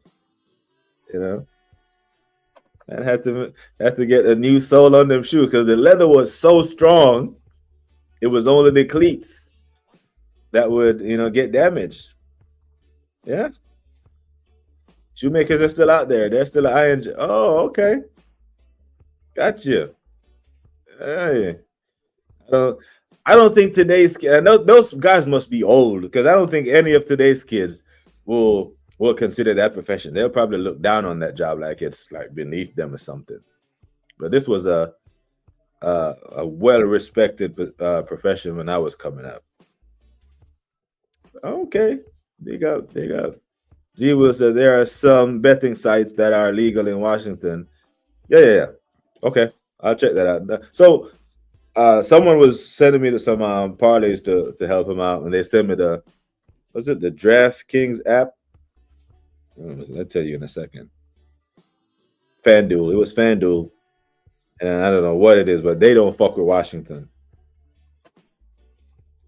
But yeah, I'll check that out. Sports. Matter of fact, let me write that down.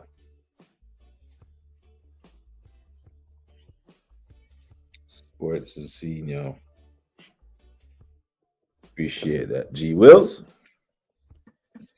There's a guy on YouTube making content as a shoemaker. Is there anything he can't make content about? The guy that fixed my cleats is still around. Older G, innit? Yes. One thing that has disappeared are shoe shiners. So they got those shoe shiners in the airports in these United States still exist. Yeah, they're about. I don't know how well they're doing because most people don't wear black shoes, and then the people that do wear them don't really shine them like that. We still have Timpsons for shoe repair. Most other local high street cobblers have long gone. Only certain parts of London are high-end cobblers still operating. Okay. Look at that. You know what? I know you might have heard me say every day I learn something when I stream. Today in a 3.5 hour stream, I learned that the cobblers, the shoemakers are still around. Mad. The shoemakers and shoe shiners are the job now by the way of look of it. When that shoemaker guy shines a shoe, your reflection come out. Yeah, but you ever seen some shoes so damn shiny that they reflect light? Yeah. Listen, and I was in the army. When I joined the army, we were black boots at a time where you still had to shine them. Right? Kiwi, nugget shoe polish, and kiwi, a heat gun, and you buff it. Yeah, because we used to get inspected, them ones. And then, that has gone. Because now we wear brown boots, combat boots, and they don't shine those anymore.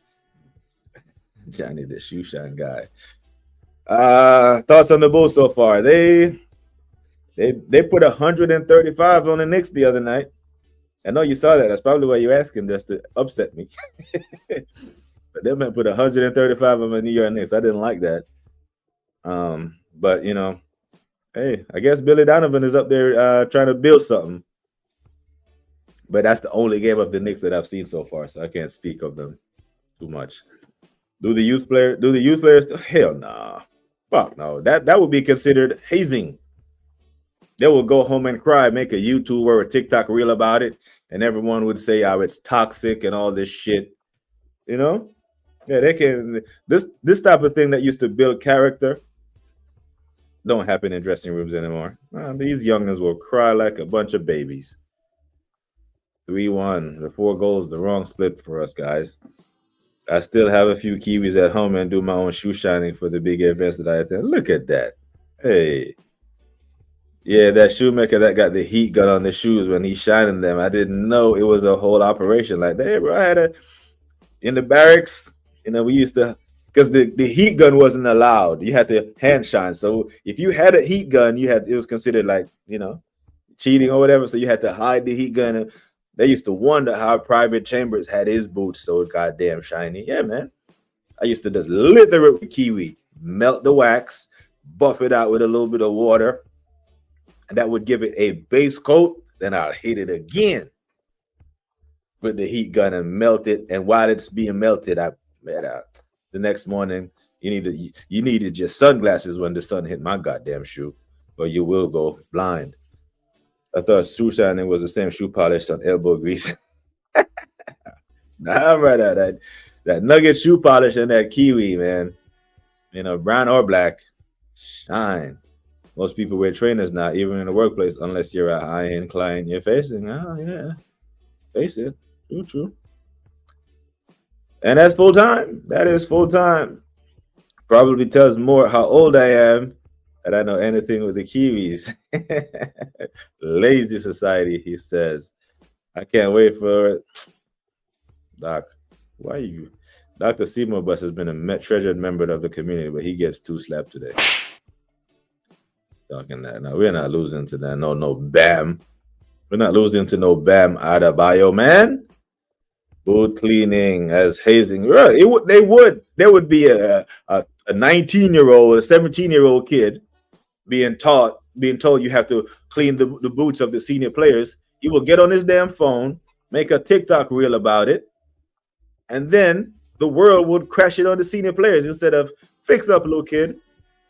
That senior could be teaching you something about, tradition and all that. But nah, bro, man would make a damn reel about it and the world would eat him alive because, it's toxic.